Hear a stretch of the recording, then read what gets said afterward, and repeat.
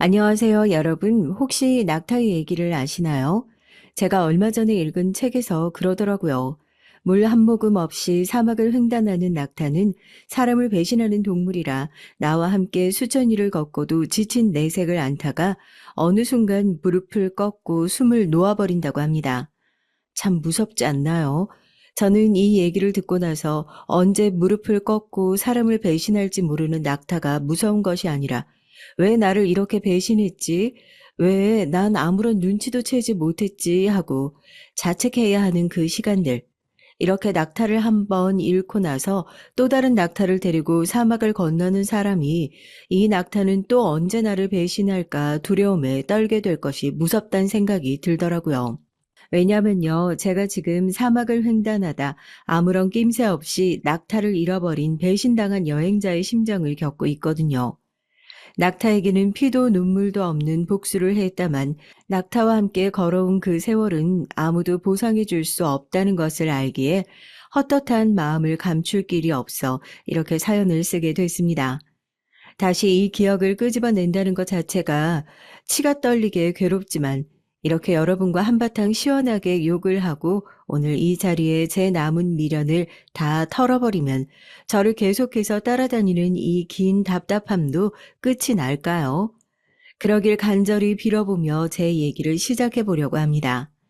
제 불행의 시작이 어디부터인지 거슬러 올라가자면 아주 어렸을 때, 그러니까 제가 세상에 태어나기도 전에 얘기부터 시작해야겠네요. 저희 가족은 다른 사람들이 늘 부러워하는 이상적인 가족의 모습에 가까웠던 것 같아요. 할아버지부터 아버지 그리고 저까지 쭉 대를 이어서 시장에서 일을 하고 있어서 시장 상인들 사이에서 이름을 말하면 모르는 사람이 없을 정도였죠. 사연을 들으시는 분들 중에서 양키 시장이라고 혹시 아시는 분들 계실지 모르겠네요. 저도 할아버지에게 아버지에게 얘기를 전해 들어서 잘은 모르겠는데요. 전쟁 직후에 미군 부대에서 군복이나 통조림, 담배 같은 군수 물자들을 빼돌리기도 하고 불법으로 구매하기도 하면서 그 일대에서 노점상들이 한참 성행했던 때가 있었다고 하더라고요. 이렇게 미군 부대에서 흘러나오는 물건들을 밀거래하는 사람들이 몰리면서 양키 시장이라는 말이 붙을 정도로 시장이 커졌는데 바로 저희 할아버지 할머니가 그 양키 시장 노점상 출신이시거든요. 불법과 합법의 경계에서 단속을 피해 도망 다니시며 모은 돈으로 두 분은 집을 사는 대신 이 시장에 조그만 가게를 하나 얻으시고 불고기집을 하셨대요. 그렇게 가게에서 먹고 자고 생활하면서 저희 아버지를 낳고 시장에서 터를 잡으신 거죠. 남들한테 떵떵거릴 수 있는 집이 없어도 그땐 그저 미군과 경찰의 단속을 피할 수 있다는 사실만으로도 그렇게 행복할 수가 없었다고 아직도 그때 얘기를 하신다니까요. 그렇게 테이블 3개짜리 백반집이 몇 년 사이에 2층짜리 가게로 금방 커지고 저희 아버지가 고등학교에 들어갈 때쯤에는 가맹점이 20호에 달할 정도로 그 규모가 커지게 됐습니다. 이렇게 뿌리 깊이 장사꾼의 피가 흐르는 집안에서 태어난 저희 아버지 역시 일찌감치 공부는 때려치우고 고등학생 때부터 할아버지의 장사를 도왔고 무려 20살 때부터 직영점을 맡아 관리하기 시작했어요. 할아버지께서 벌만큼 버셨으니까 하나밖에 없는 외동아들 같은 고생 안 시키지 않을까 싶기도 한데 저희 집안 철칙이 땀 흘려 일하지 않은 사람은 먹지도 말하거든요. 할아버지 할머니가 평생을 땀 흘려 일궈놓은 가게를 아들이라는 이유로 절대 그냥 물려줄 수 없다는 이유로 아버지께서는 혹독한 경영 수업을 받으셨습니다. 불법 노점상에서 시작해서 수십 개의 가맹점을 가진 가게로 성장했는데도 저희 가족을 아는 사람들이라면 누구 하나 손가락질을 하거나 배 아파하는 사람이 없는 이유가 바로 성실함 때문입니다. 저희 아버지도 마찬가지셨어요. 할아버지의 공에 숟가락을 얹었다는 소리를 듣기 싫다면서 새벽 5시 반에 일어나서 가게 오픈 준비를 하고 밤 10시에 퇴근하니 취미를 가질 시간도 일 외에는 다른 곳에 관심을 가질 여유도 없었죠. 그런 아버지가 우연히 손님으로 온 어머니를 만나게 되고 첫눈에 반해 가게까지 내팽개치고 몇 달을 쫓아다녀 땡전 한 푼 받지 못하고 쫓겨날 뻔했다고 하니까 얼마나 지독한 사랑을 했는지 말 안 해도 아시겠죠? 어쨌든 저희 아버지가 그렇게 무일푼으로 쫓겨날 뻔한 것을 막아준 게 저였어요. 아무리 호랑이 같은 할아버지도 갑작스럽게 저를 임신하신 어머니를 감싸는 아버지를 참아 내칠 정도로 모진 분은 아니셨거든요. 어쨌든 두 분의 열렬한 사랑도 지켜내고 무일푼으로 쫓겨날 뻔한 아버지도 살렸으니 저는 태어나기도 전부터 효녀 역할을 톡톡히 했네요. 그 효녀는 어머니와 아버지의 넘치는 사랑을 받으며 무럭무럭 자랐습니다. 저에게 줄 사랑도 모자라다면서 두 분은 동생도 만들지 않으셨대요. 유복한 집안에 든든하고 화목한 가족, 공부도 잘하고 성격도 친절한 학생, 딱 들으면 평범해 보이는 단어들의 조합이지만 다들 아시잖아요. 완벽하게 평범한 게 무엇보다 가장 어렵다는 걸요. 어느 하나 빠지는 부분이 없이 이상적이었던 저의 학창 시절은 그래서인지 늘 주변의 부러움과 질투를 함께 사곤 했습니다. 그런 완벽하고 이상적인 하루가 매일 반복되면 정말 행복할 것 같지 않으세요? 당연히 행복하죠. 그 상태가 계속해서 유지된다면 말입니다. 너무나 잔잔하고 평화로운 상태였던 제 일상은 누가 던진지도 모르는 돌멩이가 만들어낸 작은 파동에도 커다란 쓰나미가 온 것처럼 흔들려야만 했습니다. 그 일은 제가 고등학교 3학년에 올라가고 얼마 되지 않아 생겼어요. 처음엔 집안의 공기가 달라졌습니다. 늘 화기애애하던 집안의 분위기가 어느 순간 달라진 게 느껴졌죠. 타지에서 유년 시절을 보내 이쪽에 마음 나눌 친구 하나 없다고 투덜거렸던 어머니는 언제부턴가 친구를 만나고 오겠다고 자리를 비우는 날이 잦아졌고, 그렇게 나가는 어머니에게 생전 화 한 번 내보지 않았던 아버지가 큰 소리로 정신 좀 차리라며 윽박지르는 날이 늘어났습니다. 허나 제가 두 사람에게 대체 무슨 일이 있는 거냐 따져 물으면 두 사람은 다시 약속이라도 한 것처럼 아무 일도 없단 듯이 입을 꾹 다물고 아무 말도 하지 않았죠. 입시로 바빴고 말해주지 않는 것들을 들을 필요가 없다고 생각했어요. 그리고 저는 얼마 지나지 않아 부모님 사이에서 무슨 일이 벌어지고 있는지 친구들의 입을 통해 듣게 됐습니다. 그렇다니까? 아니야. 그럼 우리 엄마가 거짓말 한다는 거야? 이미 아는 사람은 다 안다고 했어. 살림 차렸다고 직접 봤다고 그랬다니까? 야야, 온다 온다. 조용히 해. 집에서는 부모님이 그러고 있지. 학교에서도 공부에 집중을 하나도 하지 못해서 아픈 척을 하고 양호실에 잠시 가서 쉬고 돌아오는데 교실 뒤편에서 제 이름이 들리는 겁니다. 반 친구들이 웃으면서 마치 연예인의 스캔들처럼 다루고 있는 얘기의 주인공이 바로 저희 어머니였다는 것만 빼고 말입니다. 저희 어머니가 바람이 났다는 둥, 돈 좀 벌고 나서 젊은 남자랑 바람이 나서 살림을 차렸다는 둥, 믿을 수 없는 얘기를 신이 나서 해대는 친구의 얼굴을 멍하니 바라보다가 뒷문을 열어 젖혔고 그 뒤에는 잘 기억이 나지 않아요. 살면서 누군가를 죽도록 때려본 건 그때가 처음인 것 같습니다. 애들이 소리를 지르면서 뜯어 말리고 울면서 선생님을 불러오고 하는데도 이성을 잃고 난리를 쳤습니다. 학교며 집이며 또 한바탕 난리가 났죠. 제가 평소에 그랬던 학생도 아니고 친구를 팼다는 얘기에 온 가족들이 놀라서 달려왔고 상대방 여자의 상태를 보고 2차로 뒤집어졌어요. 졸업까지 1년도 남지 않은 상태였는데 상대방 부모님도 완강하셨습니다. 퇴학 아니면 죽어도 합의 안 하겠다. 그렇게 나오시는 거예요. 당연히 저도 그 친구한테 제대로 사과했고 지금도 잘한 일이라고 생각하지 않습니다. 뭐가 됐든 폭력이 정당화될 수는 없으니까요. 어머니에 대한 원망이 괜히 애먼 것으로 불덩이 튀었던 거죠. 왜 싸웠는지 얘기를 들은 어머니가 놀란 눈으로 저를 쳐다보고 제가 어머니에게 물었어요. 엄마 진짜로 바람났냐? 어린애랑 붙어 먹고 살림 차린 게 맞냐? 입을 꾹 다물고 고개를 숙이는 어머니를 보고 저도 미련 없이 자퇴서를 쓰고 나왔습니다. 입에 참아 담기도 힘든 이 쪽팔린 사실을 나만 빼고 다 알고 있다는 걸 그때 깨닫게 됐거든요. 제가 자퇴를 하고 나서 얼마 되지 않아 어머니는 조용히 집을 떠났습니다. 아니요, 조용히 떠난 것도 아니었죠. 어린 나이에 대궐 같은 집으로 시집와서 밤이고 낮이고 할 것 없이 청춘을 다 갈아버린 게 너무 억울해서 돈만 많이 벌어다 주면 됐지 사랑까지 바라느냐는 아버지가 미워서 이제서라도 자기 인생을 살고 싶어 나간다는 편지 한 장을 남겨놓고 끝까지 자식 가슴을 갈기갈기 찢으면서 떠나는 어머니의 모습에 저는 다시는 내 사랑하는 모든 사람을 믿지 말자 그렇게 다짐했습니다.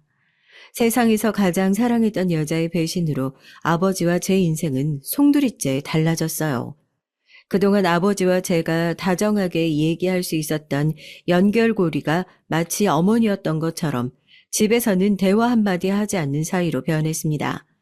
집에 있으면 자꾸 어머니의 흔적이 떠오르고 괴로워하는 아버지의 모습을 보면 답답하기만 해서 할 일도 없는데 자꾸만 밖으로 나돌았던 것 같아요.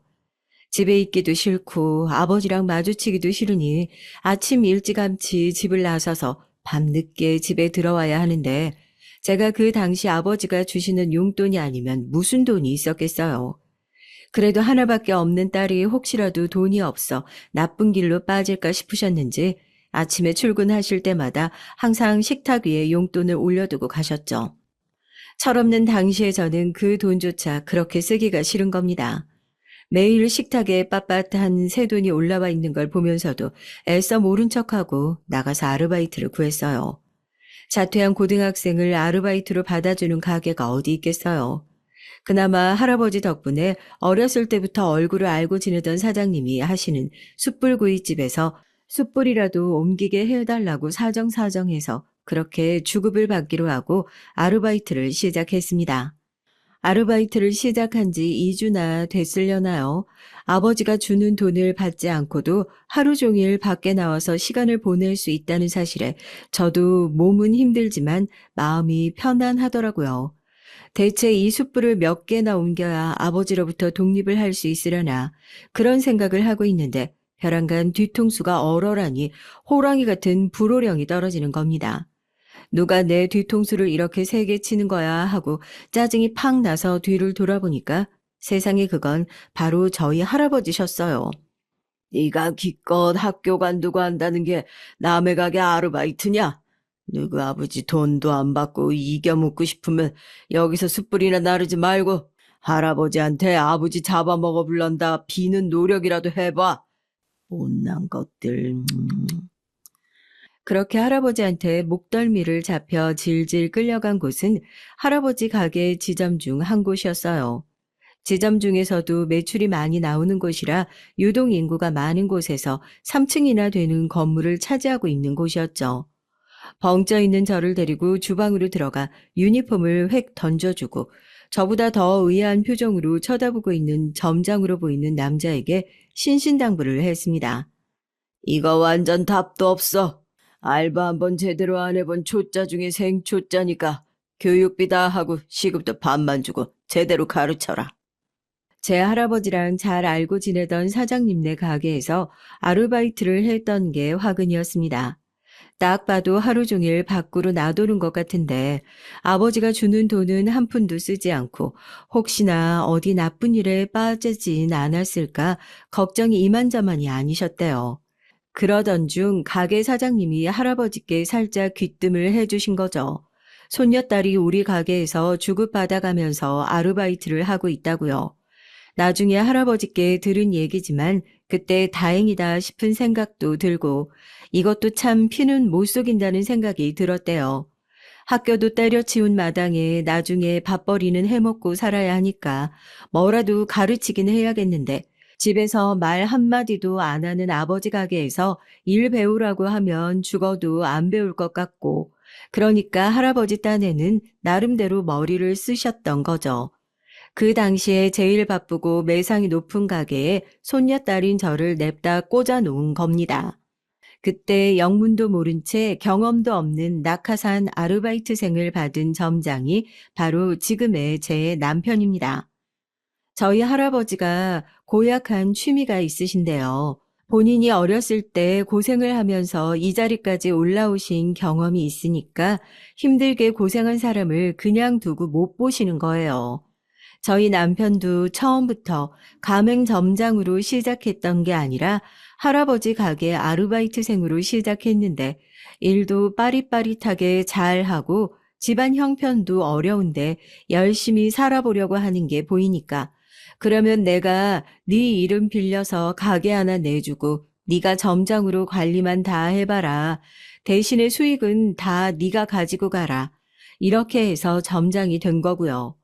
그러니 아무리 능력 없는 초짜 알바라고 해도 남편 입장에서는 할아버지 말이라면 꼼짝없이 받아야 하는 상황이었던 거죠. 그때부터 점장의 특별 관리 대상이 된 거예요.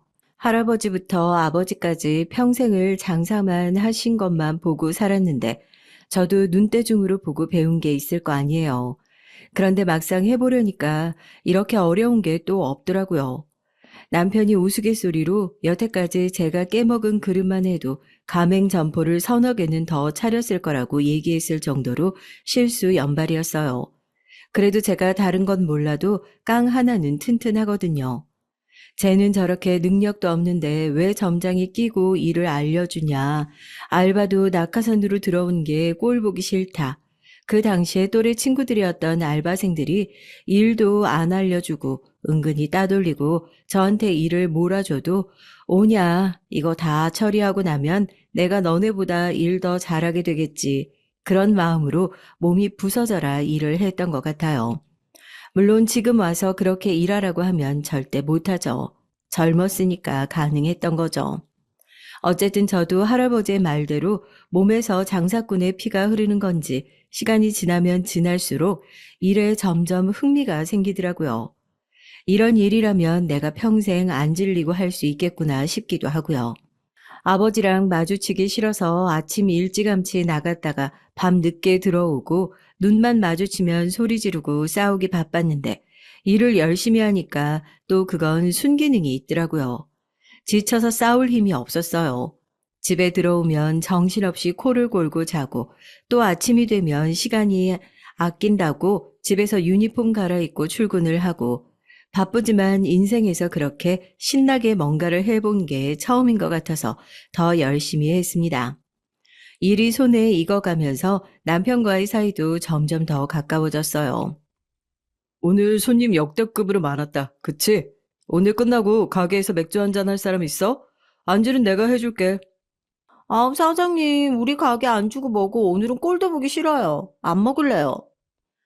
회사 근처에 가게가 있어서 직장인 단체 손님을 그날 6팀도 넘게 받았던 것 같아요. 알바생들은 다 녹초가 되어 있어서 고생했다는 의미로 회식을 하자는 남편의 이야기에 눈치 보고 도망가기 바빴는데 저 혼자 손을 번쩍 들었죠. 고생했으니까 뭐라도 얻어먹고 가야겠다는 심보였어요. 혼자서 먹고 가도 되냐는 얘기에 남편도 웃으면서 알겠다고 하더라고요. 그날 처음으로 단 둘이서 얘기를 많이 했던 것 같습니다. 할아버지 얘기도 많이 했고 자연스럽게 아버지 얘기가 나오게 됐죠.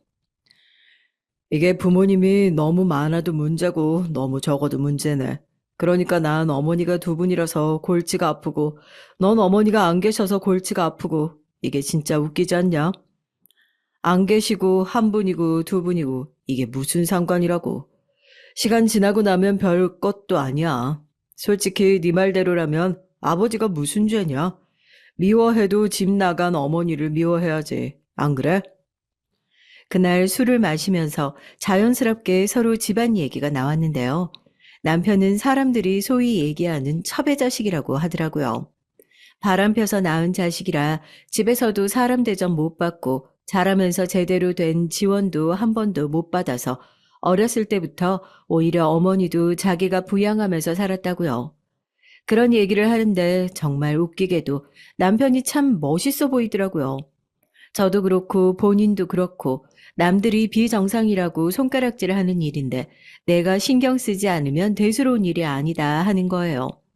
제가 조금만 더 일찍 남편을 만나고 그런 태도를 가졌더라면 학교에서 잘리는 일도 없었을 텐데 싶었어요.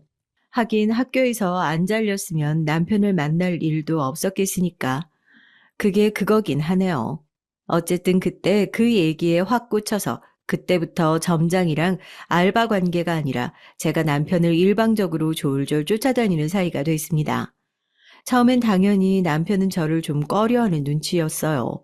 아무래도 제가 남편의 눈으로 봤을 때는 본인의 목숨줄을 쥐고 있는 할아버지의 손년이 자칫 잘못 만났다가 헤어지면 큰일이라도 나겠다 걱정됐을 테고, 나이 차이가 6살이니까 좀 어리게 보이는 그런 것도 있었을 거예요.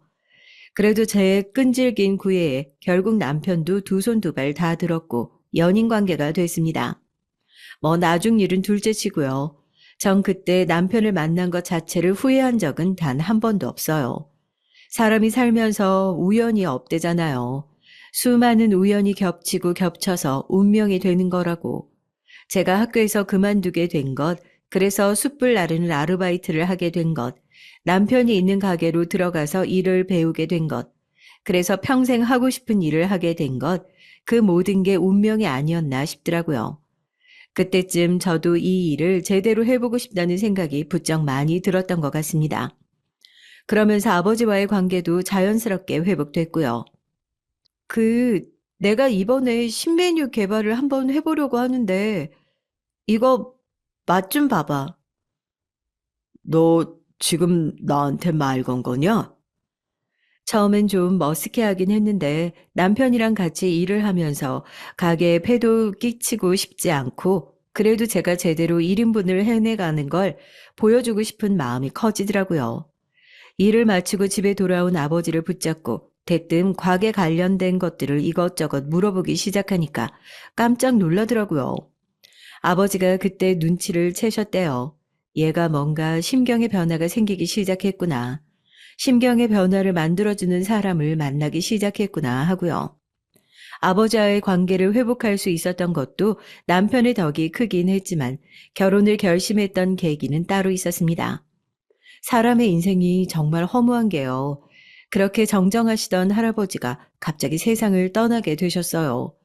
저희 가족들 다 충격에 한동안 가게 문도 닫고 아무것도 할 수가 없더라고요. 급성 심근경색이었는데 아무런 전조 증상도 없으셨거든요. 갑자기 일어난 끔찍한 비보에 온 가족이 난리가 났죠. 할아버지가 그동안 어떤 인생을 살아오셨는지는 빈소의 손님들보다 먼저 찾아와 줄지어 늘어선 화환으로 대강은 알겠더라고요. 저랑 아버지가 장례 지도사에게 얘기를 듣고 있는데 저 끝에서 누군가 뛰어오더라고요. 네, 저희 남편이었습니다. 할아버지의 소식을 듣고 저희 친척들보다 가장 먼저 장례식장에 찾아왔던 것이 바로 저희 남편이었어요. 솔직히 가족들 장례 치러보신 분들은 알잖아요. 슬퍼서 그런 것도 있지만 바빠서 밥도 제대로 뜰 시간도 없어요. 남편이 없었더라면 할아버지를 편안하게 못 보내드렸겠다, 그런 생각이 들었죠. 장례식장에 온 손님들이 근데 저 사람은 누구야? 이 집 사위야 할 정도로 남편은 바쁘게 움직이고 손님을 맞았습니다. 할아버지 생전에 도움받았던 게 누구보다 컸던 사람이니까 자기도 이렇게라도 은혜를 갚아야 한다면서 거드는 건데, 그때 결심했던 것 같아요. 이 사람이랑 결혼해야겠다 하고요. 할아버지를 보내드리고 나서 남편에게 제 뜻을 전했죠. 나 당신하고 결혼하고 싶은데 어떻게 생각하냐고요. 그때 남편이 저한테 괜찮냐고 물어봤어요. 할아버지 돌아가시고 나서 상심이 너무 크고 충격이 너무 커서 머리가 어떻게 된 줄 알았대요. 그도 그럴 게 장례식이 끝나자마자 결혼 얘기를 꺼내니까 놀라기도 했겠죠. 큰일 하나 치르고 나니까 어떤 사람이 믿을 만한 사람이고 내 옆에 둬야 하는 사람인지 확실히 알겠더라고. 당신만 괜찮으면 우리 아버지께 말씀드리고 빠른 시일 내로 결혼하자. 나도 이제 내 가게 운영하고 싶고 당신이 옆에서 많이 도와줬으면 좋겠어. 나 지금 프로포즈 겸 동업 제안하는 거야. 다 큰 성인 남녀가 만나면서 결혼 생각하는 게 자연스러운 일이잖아요. 남편도 자기가 도울 수 있는 것들은 최선을 다해 돕겠다면서 흔쾌히 승낙했습니다. 그렇게 결혼도 일도 순탄하게 흘러갈 거라고 예상했는데 의외의 복병이 있었어요. 바로 저희 아버지였죠. 할아버지만큼이나 남편을 오랫동안 옆에서 봐왔기도 해서 당연히 큰 반대 없이 결혼을 허락해 주실 거라 생각했는데 의외로 아버지 때문에 저희 결혼에 브레이크가 걸릴 거라곤 생각도 못했습니다. 가맹점을 맡아서 하는 건 좋다. 나도 때가 되면 지금 하고 있는 가맹본부 너한테 물려줄 생각도 있었으니까. 그런데 결혼은 또 다른 문제야. 넌 당연히 다 가진 채로 나하고 자라서 아무런 생각도 없었겠지만 원래 결혼이라는 게 하는 순간부터 내가 가진 거 다른 사람이랑 나눠 가질 생각하고 시작해야 하는 거다. 그만큼 신중해야 하는 거고 그렇게 쉽게 결정할 문제가 아니야. 이미 어머니의 외도를 한번 경험해봤던 아버지가 왜 그렇게 결혼에 대해서 신중하고 방어적인 태도로 나올 수밖에 없었는지 누구보다 잘 알고 있었던 저였기에 아버지한테 쓴소리를 하면서 대들거나 강하게 반항하지 못했어요. 그렇지만 적어도 내가 가지고 있는 걸 나누기 싫어서 눈앞에 사랑하는 사람을 놓칠 수는 없다는 게 제 결론이었죠. 지금 생각해보면 사랑 타령하면서 눈이 살짝 머는 것도 아버지 닮아서 그런 것 같기도 한 것 같네요. 나 아버지랑 이렇게 웃으면서 다시 얘기할 정도로 가깝게 지낼 수 있었던 거, 이 사람 아니었으면 불가능한 일이에요. 내가 비정상적인 건가 속상해하고 슬퍼할 때 세상에 하나, 이 사람만 너 정상이니까 괜찮다 해줬다고요. 이 사람 때문에 일도 배우고 싶어졌고 다시 살고 싶어졌어요. 이번에는 저도 못 물러나요. 아버님 걱정하시는 마음 누구보다 잘 압니다. 제가 이 사람 돈 보고 달라붙었던 거라면 할아버님 돌아가시자마자 가맹점부터 제 앞으로 돌려달라고 했을 거예요. 그 가게 여전히 아버님 이름으로 되어 있잖아요. 저 바라는 거 정말 없습니다. 이 사람이랑 함께 나이 들어가면서 이 사람도 하고 싶은 일을 할 수 있도록 옆에서 돕고 싶어요. 도와주세요. 남편의 진심 어린 얘기에 저도 아버지도 큰 감동을 받았습니다.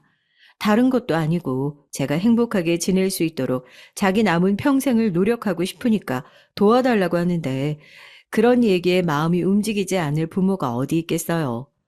처음에는 완고하게 결혼을 반대하시던 아버지도 남편의 그런 태도를 보고 마음이 움직이셨는지 결국 결혼을 허락하셨고 저에게는 그 사이에 늘어난 가맹점들 중 12곳의 관리를 넘겨주셨습니다. 저도 늘 주방에서 일만 했었는데 이제는 남편과 함께 가맹점들을 돌아다니면서 매장 관리도 해주고 시간이 날 때마다 가맹본부에서 아버지가 하고 계신 일도 배워가면서 그렇게 행복한 시간들을 보냈습니다. 그것뿐인가요? 남편이랑 아버지 사이는 또 얼마나 가까워졌다고요. 생각해보면 아버지는 남편한테 딱 그거 하나만 바랐던 것 같아요. 하나밖에 없는 본인 딸한테 잘해주는 거요.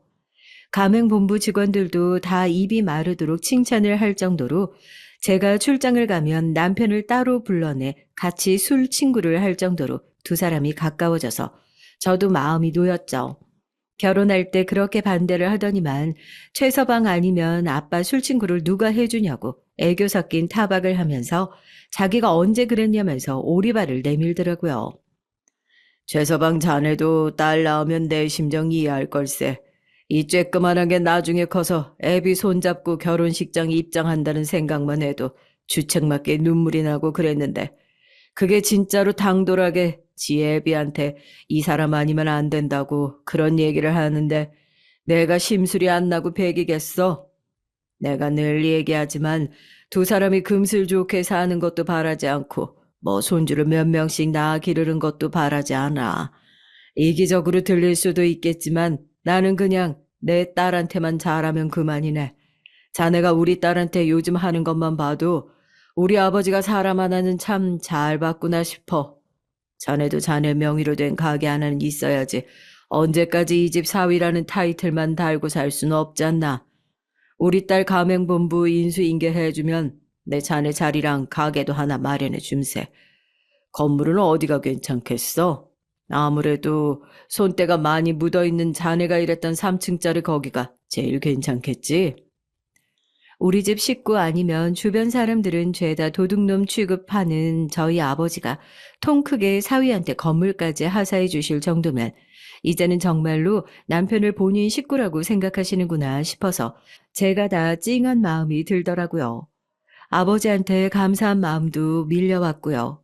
남편도 저랑 같은 마음이었는지 무릎을 꿇고 아버지에게 술을 따라드리면서 꾸벅꾸벅 인사를 하더라고요. 그때 집으로 돌아가서 우리 이제야 진짜 가족이 된 것 같다고 침대에서 서로 이마를 맞대고 눈물이 그렁그렁해서 웃었던 기억이 엊그제 같은데 그런 남편이 제 뒤통수를 제대로 칠 줄이야.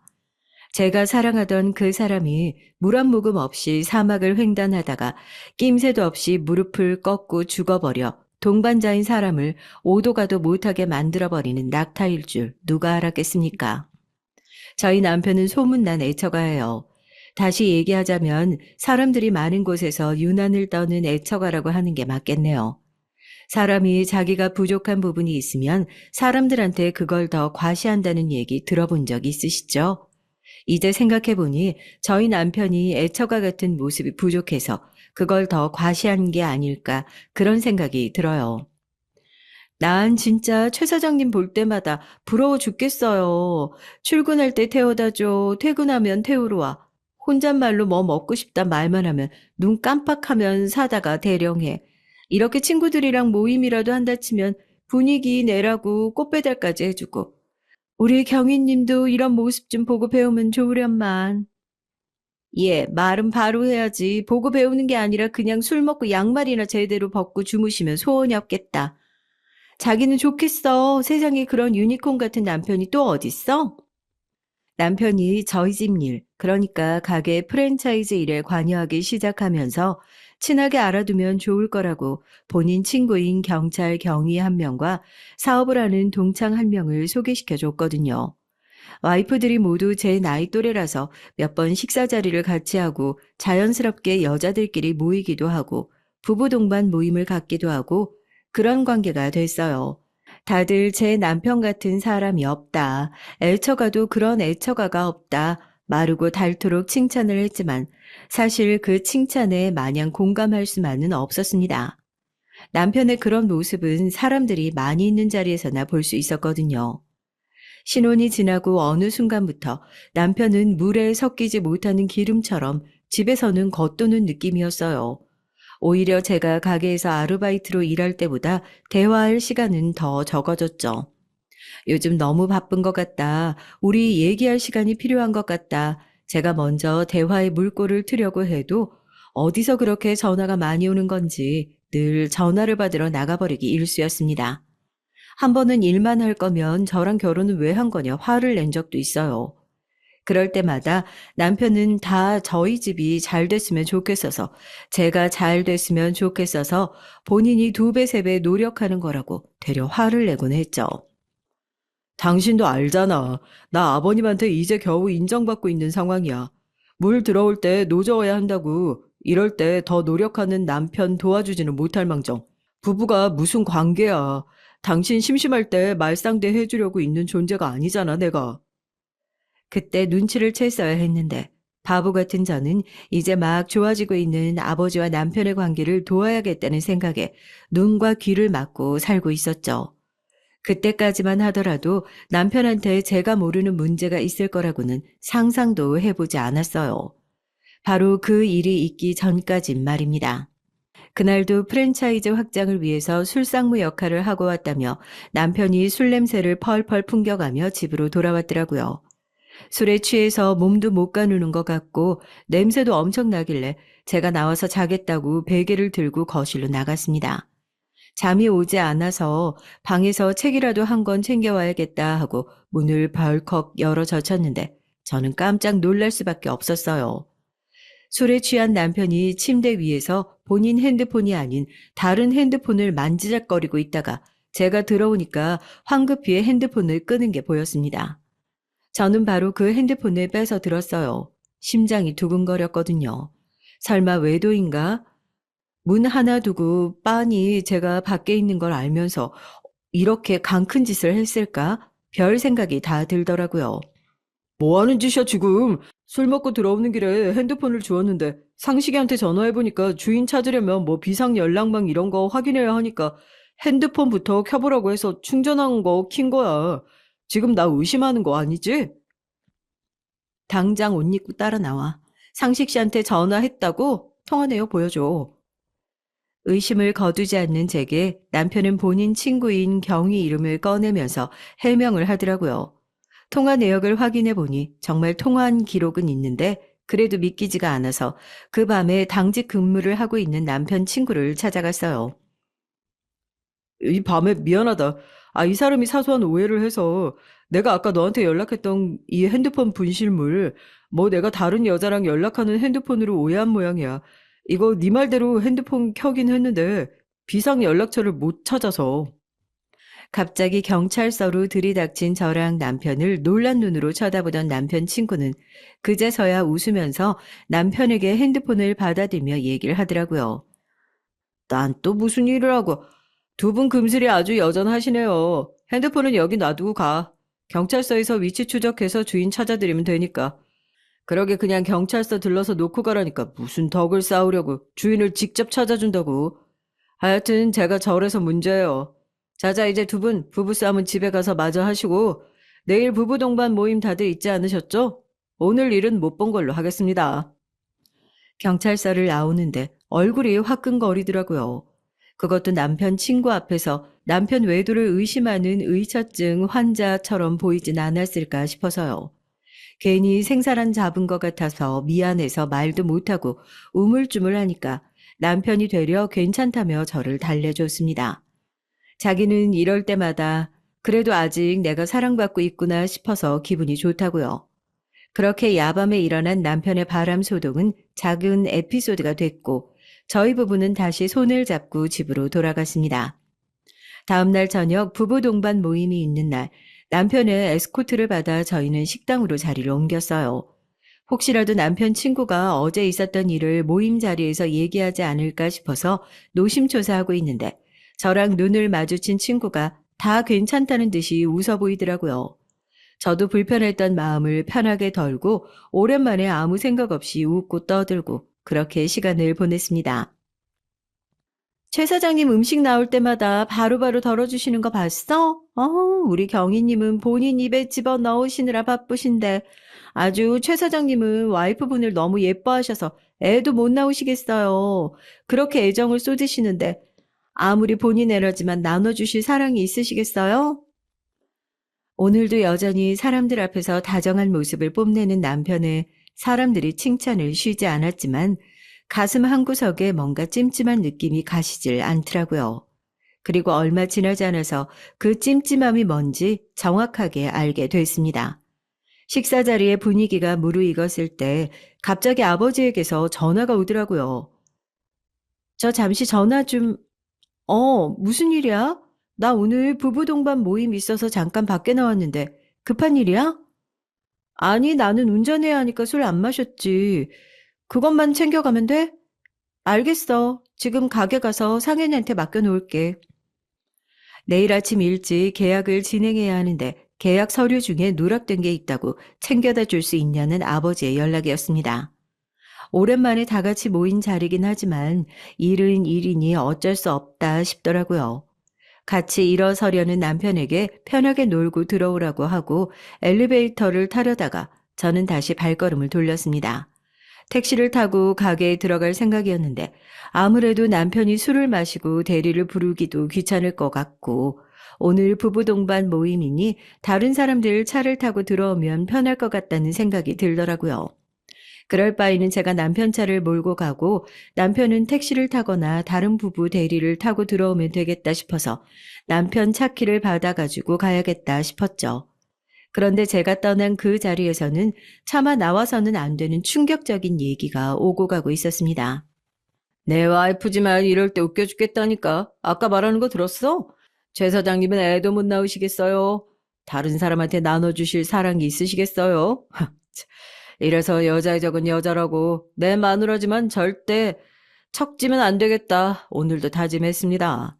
그나저나 너 핸드폰 간수 잘해 임마. 어제 이 자식 밤중에 형수님이랑 같이 우리 경찰서로 들이닥쳤는데 드디어 걸렸구나. 올 게 왔구나 싶더라니까. 근데 이 자식 연극영화과 출신인 거 알지?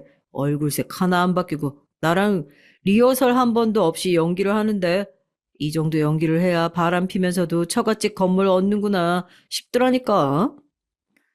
가벽 하나를 사이에 두고 제가 돌아갔다고 생각하고 자기들끼리 깔깔거리면서 얘기를 하는데 화가 나서 손이 벌벌 떨리고 피가 차갑게 식는 게 무슨 기분인지 느껴지더라고요. 당장이라도 제 앞에 있는 와인병을 들고 저기 앉아있는 사람들 머리통을 싹 다 깨버리고 싶은 마음이었지만 저는 예전에 학교에서 잘리던 시절의 제가 아니었습니다. 와인병을 손에 쥐는 대신 핸드폰 동영상 녹화 버튼을 누르고 남편 주둥이에서 나오는 말을 전부 녹화했어요. 말 조심해 임마. 처갓집 건물을 얻어먹는다니. 내가 그 집에서 노비 생활을 얼마나 오래 했는데. 그 할배 죽고 나서 당연히 나한테 물려주고 가겠거니 생각하고 장례식장에서 제일 먼저 뛰어갔는데 지 아들한테 그대로 물려줬더라. 부잣집 노인네들은 이래서 다르구나 했지. 그래도 얼마나 다행이야. 한번 화를 참으면 평생의 덕이 나한테 온다고. 그때 잘 참으니까 호구가 넝꿀째 굴러왔잖냐. 여튼 눈치 못 채게 앞으로 중간에서 처신 잘해. 너 뒷돈 받으면서 월급 2배, 3배로 받고 살 수 있는 거 그거 누구 덕인 줄 알고 있지? 나 죽을 때 절대 혼자 안 죽는다. 다 같이 죽지. 남편부터 남편 친구들까지 모두 한 통속 저만 모르고 있었는데 그 자리에 앉아서 저를 실컷 조롱하고 있었던 거죠. 가장 충격적인 건 믿었던 남편의 배신이었습니다. 가족들보다 먼저 할아버지 장례식장에 뛰어왔던 제가 결혼을 결심했던 그 순간이 알고 보니 남편의 추악한 욕심에서 비롯된 거라는 사실은 쉽게 받아들이기 힘들었어요. 정말 슬프고 충격적인 순간이 찾아오니 눈물도 안 나오더라고요. 저는 그렇게 핸드폰을 들고 미친 사람처럼 넋이 나가 아버지를 찾아갔습니다. 부탁한 계약 서류는 온데간데 없이 딸이 넋이 나가서 털레털레 걸어오는 모습을 본 아버지가 놀라서 대체 무슨 일이냐고 저를 흔들고 저는 대답할 기운도 없어 조용히 아버지에게 핸드폰을 내밀었어요. 불효도 이런 불효가 없지만 내가 주워온 자식이 쓰레기 중에 제일 악질 쓰레기인 것 같은데 살면서 이렇게 더럽고 악취나는 쓰레기를 본 적이 없어서 어떻게 처리해야 할지 감도 안 와서 무작정 찾아왔다고 앞으로 어떻게 살아야 할지 모르겠다고 도와달라고 초점 없는 눈으로 아버지 앞에서 가슴을 치면서 울고 동영상을 본 아버지는 그대로 저를 끌어안고 다 괜찮다고 쓰레기를 주었으면 버리면 된다고 냄새나는 손 씻으면 된다고 제가 손도 씻을 힘이 없으면 아빠가 씻겨주겠다고 그렇게 저를 달래고 제 손을 잡고 집으로 향하셨습니다. 남편이 있어서 늘 집에 들어가는 길이 설레기만 했는데 오늘은 저 문을 열면 쓰레기 같은 인간이 누워있을 거라 생각하니 치가 떨리더라고요. 비밀번호를 치고 들어가자마자 나와보지도 않고 저 끝에서 왔어 하는 소리만 들렸어요. 이미 화가 치밀어 올라 제 손을 붙잡고 있는 아버지의 손끝이 파르르 떨리는 게 느껴질 정도였죠. 제가 남편을 불렀습니다. 아버지가 왔으니까 좀 나와보라고요. 그래도 저희 집 돈줄을 쥐고 있는 사람이 아버지라는 생각이 들었는지 깜짝 놀라 잠옷바람으로 뛰쳐나오더라고요. 아버님, 이 시간에 연락도 없이 어쩐 일이세요? 아버지는 제 손을 놓고 거실 구석에 있던 골프백에서 골프채를 하나 꺼내셨어요. 남편은 아직 상황 파악이 안 됐는지 이 밤에 갑자기 무슨 골프채냐면서 너스레를 떨더라고요. 아버지는 골프채를 들어서 그대로 거실에 있는 도자기 하나를 내리치셨습니다.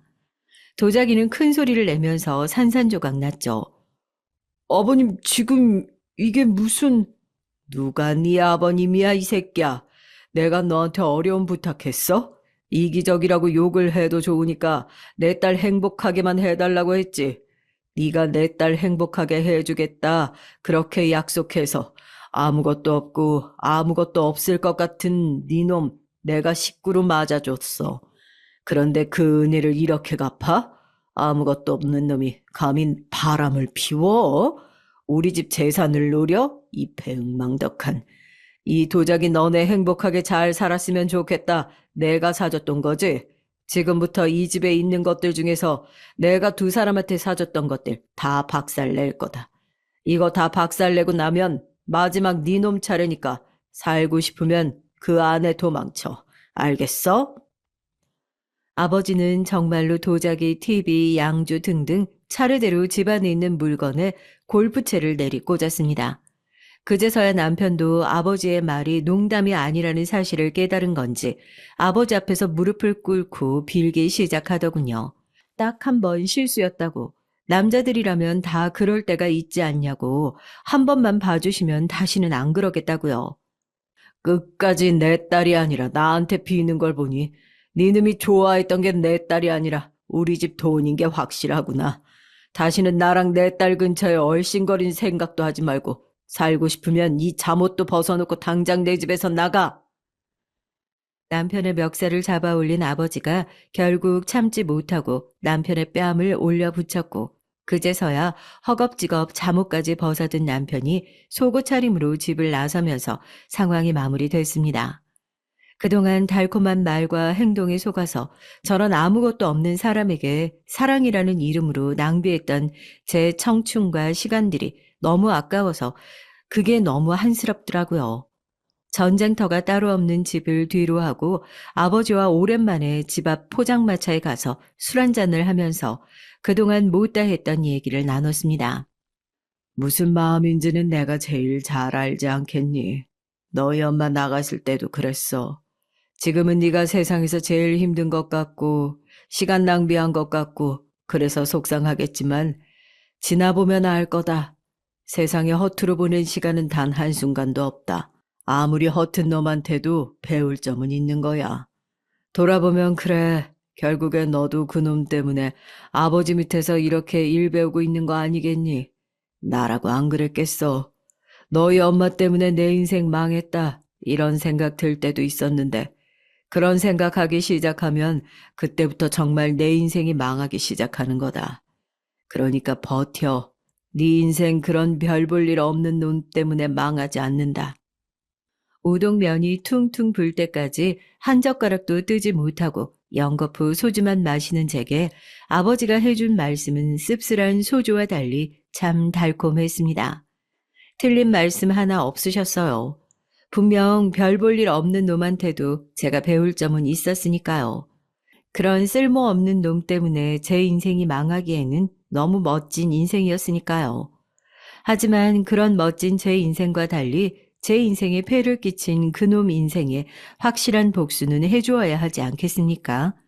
결혼할 때부터 제 돈을 노리는 게 아닌지 탐탁지 않게 생각하셨던 아버지 덕분에 남편을 향한 복수는 생각보다 수월하게 진행됐습니다. 법인 명의로 리스해준 차부터 시작해서 남편이 가지고 있는 모든 것들이 사실 남편 이름이 아닌 저와 결혼한 남자라는 이유만으로 가지고 있는 것들이 대부분이었죠. 남편의 바람이라는 명확한 증거도 있고 남편이 절친이라고 철석같이 믿고 있는 경찰도 생각보다 본인 자리를 중히 생각하는 사람이더라고요. 뒷돈 받아먹은 거 상부에 찌르겠다 협박하니 그동안 남편과 했던 메시지 내용 알아서 척척 갖다 바친 덕분에 이혼 소송은 저에게 유리하게 돌아갔습니다. 결국 남편은 저에게 땡전 한 푼 받아가지 못하고 빈 깡통을 차던 신세로 돌아가게 됐어요. 양심도 없는지 저한테 연락해서 정말 돈이 하나도 없다. 친구들도 연락을 받지 않으니 찜질방에서라도 살 수 있게 생활비라도 빌려달라고 연락을 해오는데 한심하기 짝이 없더라고요.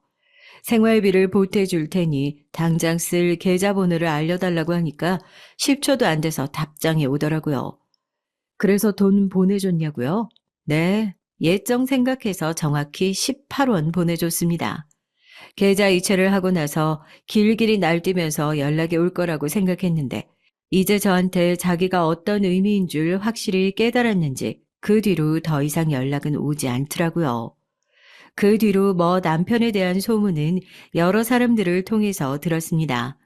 바람핀 여자도 프랜차이즈 쪽 관련 어린 여자인데 남편 돈만 보고 쫓아다니던 여자애라 그렇게 깡통 차고 있다는 소식을 듣고 금방 떨어져 나갔고 나이도 있고 소문도 더럽게 나서 이쪽 동네나 동종업계에서는 취업도 어려운 상태라 어디 노가다판에서 막노동을 하고 있다는 걸 봤다는 사람이 있더라고요. 처음에는 안타까운 마음이 들기도 했는데 결국 본인 행복을 그렇게 차버린 거 아니겠어요? 저는 요즘 어떻게 지내냐고요? 아버지랑 돌식 모임을 만들어서 주말마다 가까운 근교로 여행을 다니고 있습니다. 이제는 둘이 서로 이혼도 유전이라면서 우리는 앞으로 절대 재혼하지 말고 부녀지간 남은 인생 싸우지 말고 알콩달콩 잘 지내보자. 그런 장난도 칠 수 있을 정도로 마음의 상처가 많이 회복된 상태입니다. 사연을 쓰기 시작할 때에는 이 기억을 다시 끄집어낸다는 것 자체가 답답하고 막막하기만 했었는데 이렇게 사연을 제보하다 보니 이제야 그 괴로운 모든 순간과 제대로 이별할 수 있을 것 같다는 제대로 된 각오가 생기네요. 사연을 듣고 계신 모든 돌싱 여러분, 저와 아버지가 그랬던 것처럼 우리 하찮은 사람들 때문에 망할 정도로 가벼운 인생 살아온 거 아니잖아요. 앞으로도 이렇게 제 자리에서 제 몫을 해가면서 흔들림 없이 꼿꼿하고 멋지게 그렇게 살았으면 좋겠습니다. 모두 힘내세요. 안녕하세요. 저는 이제 칠순을 막 지난 할머니입니다. 제가 최근에 아주 속이 상하다 못해 문드러지는 일이 있어서 도저히 참을 수가 없어 사연까지 보내게 됐습니다. 저는 남편 없이 혼자 아들 둘을 키웠어요. 남편은 둘째 아들이 태어나고 돌 막 지났을 때 일하던 현장에 불이 나서 사고로 죽었습니다. 평생 고생만 하고 산 남편 인생도 너무 불쌍하고 제 팔자도 너무 불쌍해서 하늘만 원망했죠. 왜 하필 제게 이런 일이 생긴 걸까 싶어 허망하기만 했고요. 하지만 팔자나 탓하며 주저앉아 있을 시간이 없었습니다. 제게는 자식이 둘이나 있었으니까요. 저는 남편이 죽자마자 그때부터 쉬지 않고 일을 시작해야 했어요. 워낙 일자리라고는 없는 동네라 애까지 딸린 여자가 할 일이라고는 그나마 식당 일밖에는 없었죠. 저는 근처에 사시던 친정 부모님께 아들을 맡기고 일을 시작했습니다. 낮에는 식당 서빙, 저녁에는 식당 설거지를 했죠. 아들 둘 키우는데도 뭐 돈이 그렇게 많이 드는지 하루 벌어 하루 사는 인생이었습니다. 아들들이 학교에 들어가고 나서는 도저히 살 길이 빠듯해서 아예 아들 둘은 친정에 맡기고 저는 집을 나와 먼 도시로 나가야 했어요. 도시에 있는 기숙사 공장에 취직을 했죠. 평일엔 아예 공장 숙소에서 생활하고 주말에만 집에 갔습니다. 자식들까지 떼어놓고 몇 시간 자지도 못하고 일만 했는데도 별반 달라지는 것 없이 항상 제자리인 것 같더군요. 월급을 받아 아들들 학비와 생활비를 보태고 나면 남는 돈이 얼마 되지도 않았어요. 저는 일하는 것도 힘들었지만 사실 아들과 저희 친정 어머니 때문에 더 힘들었어요. 제 사정을 모르는 두 아들과 친정 어머니는 제게 투정과 원망만이 가득했죠. 엄마 언제 와? 나 엄마 보고 싶어. 나 이제 조금만 먹고 옷도 형 거 다 물려 입어도 되니까 엄마 그만 벌고 이제 집에 오면 안 돼? 할머니가 해준 밥은 맛이 없단 말이야. 할머니가 얼마나 신경 써서 힘들게 해주시는 건데 그런 말을 해? 할머니 속상하시게. 엄마가 이번 주에 맛있는 고기 사서 갈게. 조금만 기다려. 싫어. 다른 집 엄마들은 매일매일 집에 있는데 왜 엄마만 주말에만 오는 건데? 할머니 말고 나도 엄마랑 살고 싶다고. 엄마도 당연히 우리 아들이랑 살고 싶지. 근데 우리 아들들 학교 가고 배우고 싶은 거 배우려면 엄마가 열심히 일해야 돼. 그러니까 우리 착한 둘째 아들이 좀 이해를 해줘. 그리고 형은? 형 좀 바꿔줄래? 형 집에 없어. 요즘 매일 나가면서 늦게 들어와. 큰아들은 벌써 사춘기가 왔는지 제가 전화해도 잘 받지 않으려고 했어요. 집에 없는 날도 허다했고요. 거기다 작은 아들은 나이가 어리다 보니 제가 전화만 하면 매일 집에 오라고 투정을 부렸습니다. 그뿐만이 아니었죠. 아들들을 돌봐주시는 친정 어머니께서도 많이 힘들어 하셨어요. 나도 이제 80이 넘었는데, 아유, 다 큰 놈들 수발드는 게 영 힘든 게 아니다. 밥도 밥이지만 큰 놈은 큰 놈대로 뭐 하고 다니는지 매일 밤늦게 들어오고, 작은 놈은 작은 놈대로 매일 징징거리니까, 아유, 힘들어 죽겠어. 당시 친정 아버지도 돌아가신 지 얼마 되지 않아 친정 어머니도 혼자 많이 힘드셨을 거예요. 그런데 저까지 짐이 되고 있으니 항상 죄송할 따름이었죠.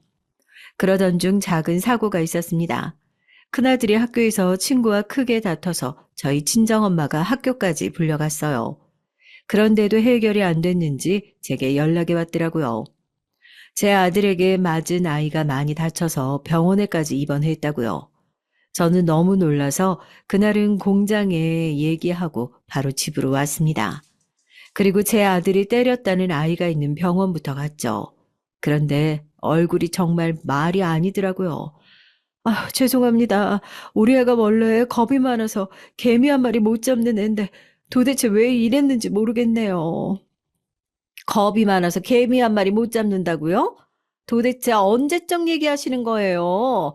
애들 서너 살 때 얘기하시는 거예요? 아무리 엄마가 바빠서 아들이랑 멀리 떨어져 산다고 해도 그렇지. 자기 자식에 대해서 너무 모르시는 거 아니에요? 제 아들에게 맞았다는 아이의 엄마는 저를 무책임한 엄마 취급을 했어요. 제가 제 아들에 대해 아는 것도 없으면서 뭘 안다고 아는 척을 하냐는 식이었죠. 하지만 제가 뭐 할 말이 있나요? 다 맞는 말인걸요.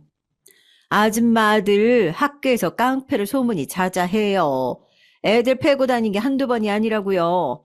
그럴 때마다 선생님들이 부모 모셔오라고 하면 매일 80 다 된 할머니가 학교에 왔으니 애가 할머니 말을 들을 턱이 있어요. 점점 더 어긋나는 거지.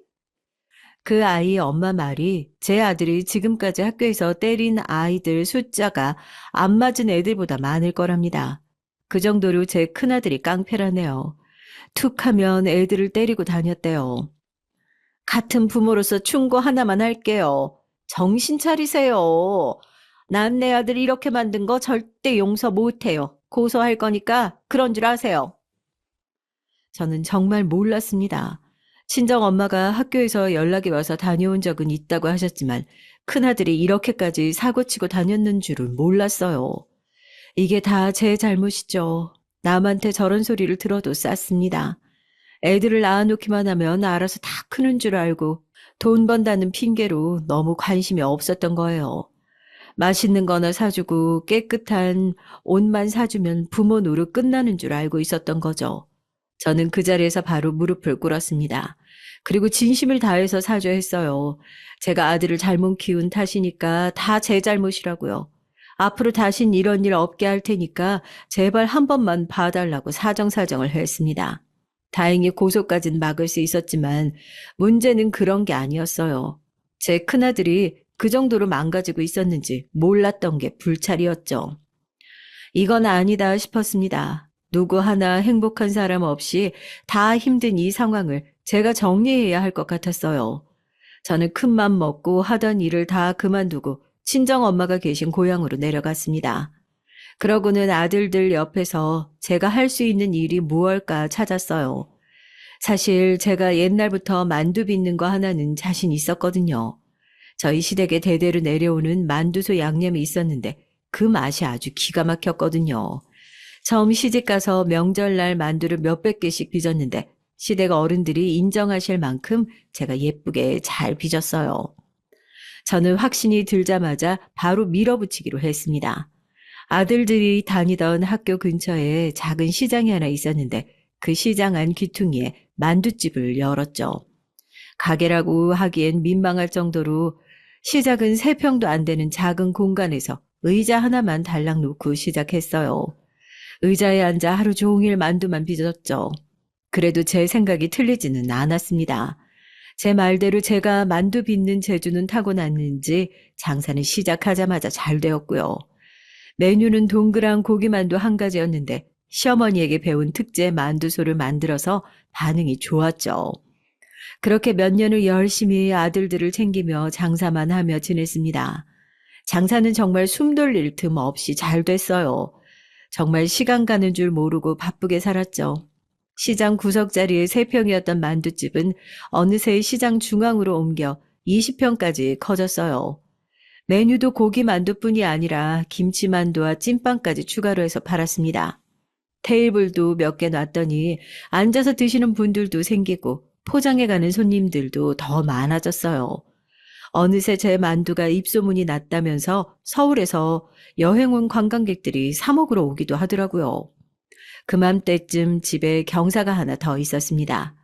그렇게 속을 썩이던 큰아들이 대학에 합격했어요. 그것도 서울에 있는 4년제 대학을 말이죠. 저는 너무나 좋아서 시장 한복판에서 춤도 출 수 있을 것 같았습니다. 그런데 사람 사는 게 참 이상하더라고요. 이제 좀 숨 좀 쉬고 살만하다 싶었더니 기다렸다는 듯 힘든 일이 닥쳤죠. 친정 아버지에 이어 친정 어머니마저 노안으로 돌아가셨어요. 물론 연세도 많으셨으니 언젠가 일어날 일이라고 마음의 준비를 하고 있었지만 남편이 죽고 나서 내내 의지해왔던 어머니가 돌아가시니 많이 힘들더군요. 몸속 장기 하나가 사라진 것처럼 가슴이 뻥 뚫린 것만 같았어요. 슬퍼도 어쩌겠어요. 다 큰 장성한 아들이 둘이나 있는데 또 살아야죠. 제가 과부가 된 이후 한 가지 배운 게 있습니다. 세상에 가족만한 게 없다는 것 말이죠. 아무리 힘들고 아파도 가족끼리 똘똘 뭉쳐 있으면 뭐든 헤쳐나갈 수 있다고 확신했습니다. 그리고 어머니께서 제게 남기신 선물이 있었어요.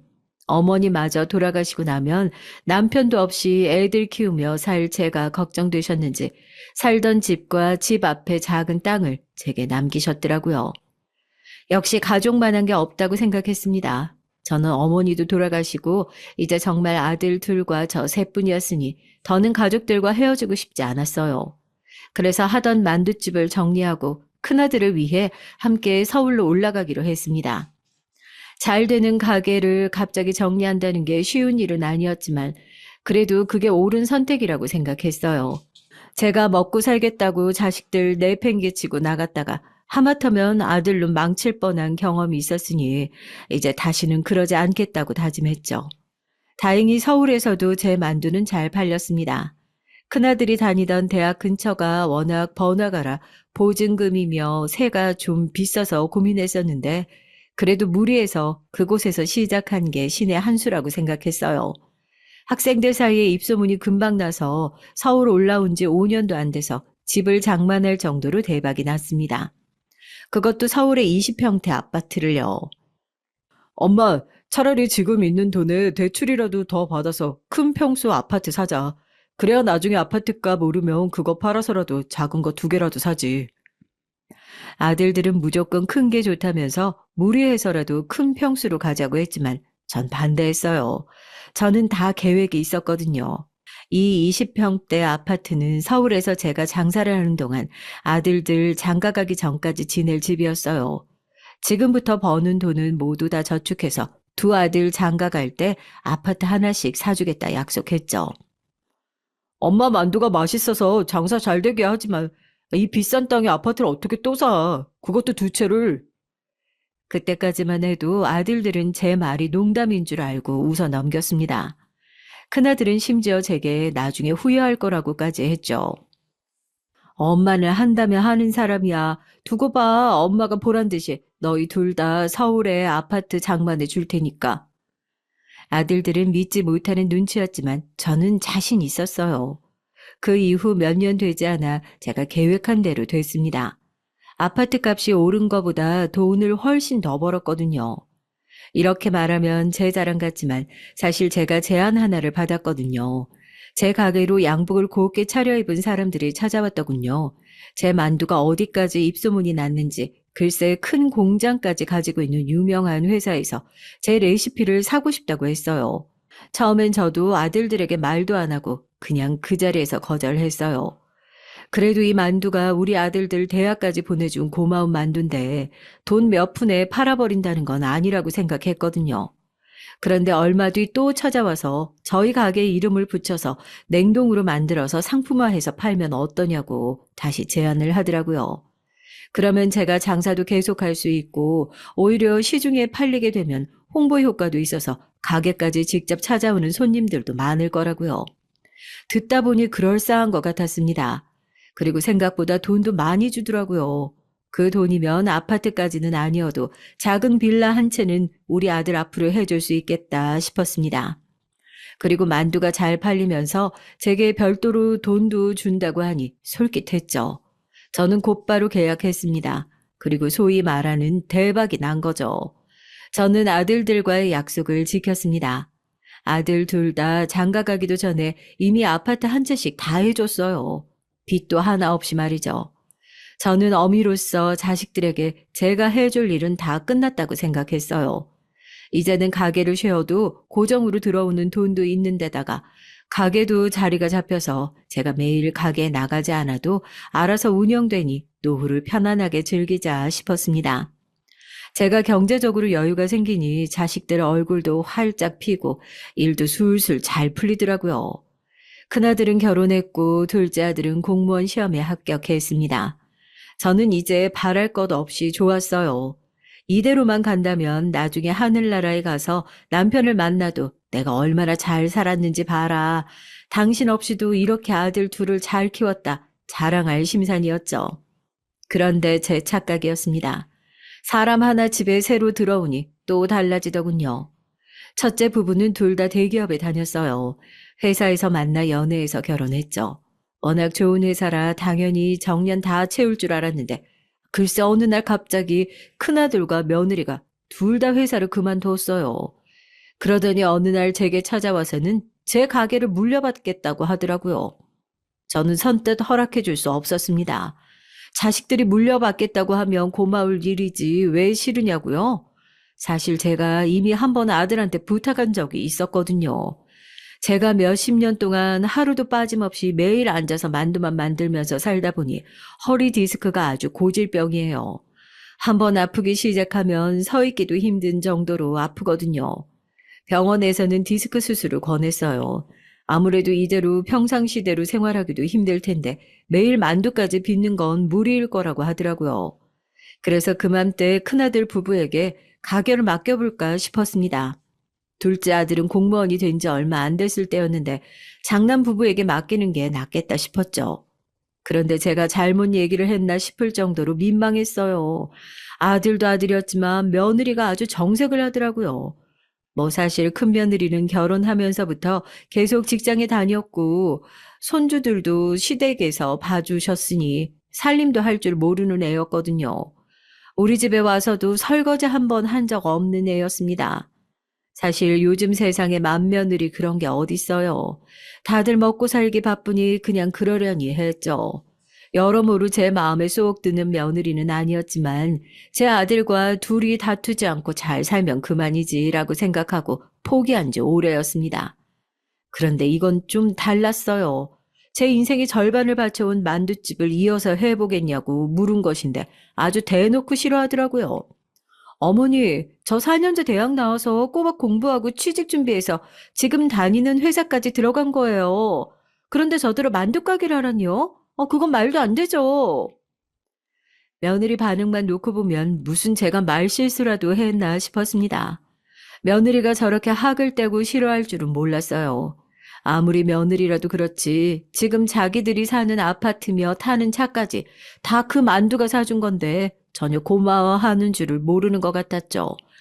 하긴 남의 자식한테 말해봐야 뭐 하겠습니까? 제 아들놈도 똑같은걸요. 그래 엄마. 그리고 나는 어렸을 때부터 만두 가게에서 살다시피 해서 그런지 만두 찌는 냄새만 맡아도 구역질 나. 나 만두 장사는 절대 못해. 아이고 잘났다 잘났어. 이 만두 아니었으면 너 서울도 못 올라가고 대학도 못 갔어. 고마운 줄 모르고 어디서 그런 싸가지 없는 소리를 해? 그때 너무 서운해서 그 이후엔 제가 아프고 힘들어도 아들한테 얘기도 안 했어요. 그리고 어차피 가게도 자리를 잡아서 가게의 직원들이 제가 없어도 워낙 잘하고 있었거든요. 그런데 갑자기 이제 와서 가게를 물려달라니요. 제 자식이지만 얄미웠습니다.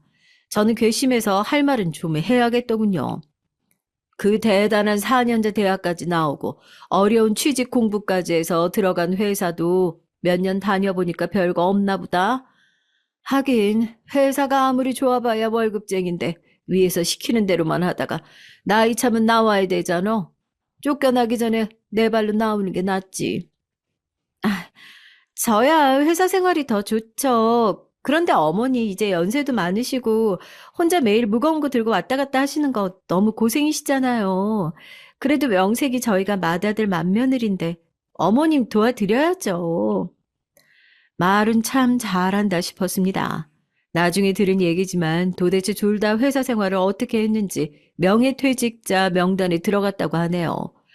그래서 이 김에 회사 생활 100날 하는 것보다야 만두가게 물려받는 게 돈이 되겠다 싶어 나선 것 같았어요. 참 말은 저를 위해서 그러는 것처럼 그럴싸하게 하더니만 결국 저들 상을 꾼 일을 한 거였죠. 너는 만두 냄새만 맡아도 구역질 난다면서 어떻게 가게에서 일을 하려고 그래? 괜찮겠어? 엄마, 내가 참을성 하나는 좋은 거 알잖아. 우리 사랑하는 엄마를 위한 건데 장남이 내가 꾹 참고 해야지. 저는 어이가 없어서 콧방귀가 절로 튀어나왔습니다. 그렇게 참을성이 좋은 놈이 학교 다닐 때 친구들을 때리고 다녔나 싶더군요.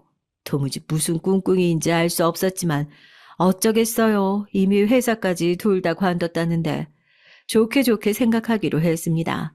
제가 이제 나이도 많은데 언제까지 혼자 이 만두 가게를 꾸려나갈 수 있겠어요. 그래도 남보다야 가족이 이끌어주는 게 저에게 좋은 일이라고 생각했죠. 그런데 이게 생각처럼 돌아가질 않더군요. 큰아들과 큰며느리는 장사의 장자도 모르는 애들이었어요. 어느 날이었습니다. 제가 가게에서 가장 예뻐하던 직원 하나가 갑자기 그만두겠다고 집까지 찾아왔더라고요. 아무리 지금은 제 아들이 가게에서 사장 노릇을 하고 있다고 해도 그 직원은 꼭 저와 얘기를 하고 싶다네요. 그 직원의 얘기는 충격적이었습니다. 글쎄 제 큰아들과 며느리가 저 모르게 멋대로 가게를 쥐락펴락하고 있었어요. 저는 아들 며느리에게 분명하게 말했습니다. 너희는 만두 만드는 법도 아직 모르니 우리 가게에서 가장 오래된 직원에게 만두 찌는 법부터 배우라고요. 그리고 나면 제가 만두 빚는 법을 가르쳐 주겠다고 했습니다. 그런데 저들이 꼴에 제 아들 며느리라고 직원들 앞에서 갑질을 했나 봐요. 사장 아들이라는 감투를 쓰고 마음대로 만두 개수를 바꿔서 판매하고 만두소에 들어가는 고기를 가지고 장난을 친답니다. 저는 듣자마자 그 길로 가게를 갔습니다. 이것들을 가만두지 않으려고요. 그런데 참 제 자식이지만 뻔뻔했어요. 제가 소리를 질러도 눈 하나 깜짝 안 하더라고요. 너 내가 들은 말이 사실이야? 나한테 허락도 안 받고 네 마음대로 만두 10개짜리를 9개로 바꿔서 팔고 내가 10년을 넘게 고기 받아 쓰고 있던 거래처를 네 마음대로 바꿨어? 엄마, 흥분하지 마시고 들어보세요. 엄마 며느리가 대기업에서 홍보팀에서 일하던 사람이에요. 딱 보면 이 가게의 문제점이 다 보인다는데 장남으로서 그걸 듣고 가만히 보고 있을 수가 있어요 말이죠. 그래요, 어머니. 제가 보니까 식자재 가격에 비해서 만두 가격이 너무 싸요. 야채랑 돼지고기도 어차피 다져서 쓰는 걸, 왜 꼭 몇백 원씩 비싼 걸 쓰세요? 싼 것도 많은데. 그리고 직원도 너무 많아요. 만두소만 우리가 만들고 아예 만두 빚는 건 기계 써요. 지금보다 인건비 절반까지 줄일 수 있어요. 큰아들은 큰며느리 말만 듣고 아주 홀라당 넘어가서 며느리가 시키는 대로 했나 보더라고요. 이제 제 말은 듣지도 않았습니다. 이것들아, 정신이 나가도 아주 한참 나갔구나. 너희 말대로 고작 돈 몇백 원 때문에 내 만두 재료를 바꾸고 손맛이 생명인 만두 가게에서 기계로 만두를 빚으라는 말이냐? 너희 둘 다 지금 당장 내 가게에서 썩 나가. 너희 둘 다 이대로 여기 뒀다가는 내 가게 말아먹게 생겼어. 엄마, 기업에서 냉동만두 하나 만들어줬다고 엄마가 무슨 만두 장인이라도 되는 줄 아세요? 고집 부려봐야 아무도 안 알아줘요. 이게 언제까지 잘 될지 알아요. 사람들이 좀 알아주고 장사 될 때 바짝 땡겨야 한다고요. 네네. 아들 말 틀린 거 없죠. 돈 좋습니다. 돈이야 벌면 너무 좋죠. 하지만 그게 전부는 아니잖아요. 제가 아들과 며느리에게 가게를 맡긴 건 절대 돈을 더 많이 벌 궁리를 하라고 맡긴 게 아니란 말입니다. 제가 모자라도 한창 모자랐죠. 제 자식을 몰라도 너무 몰랐습니다.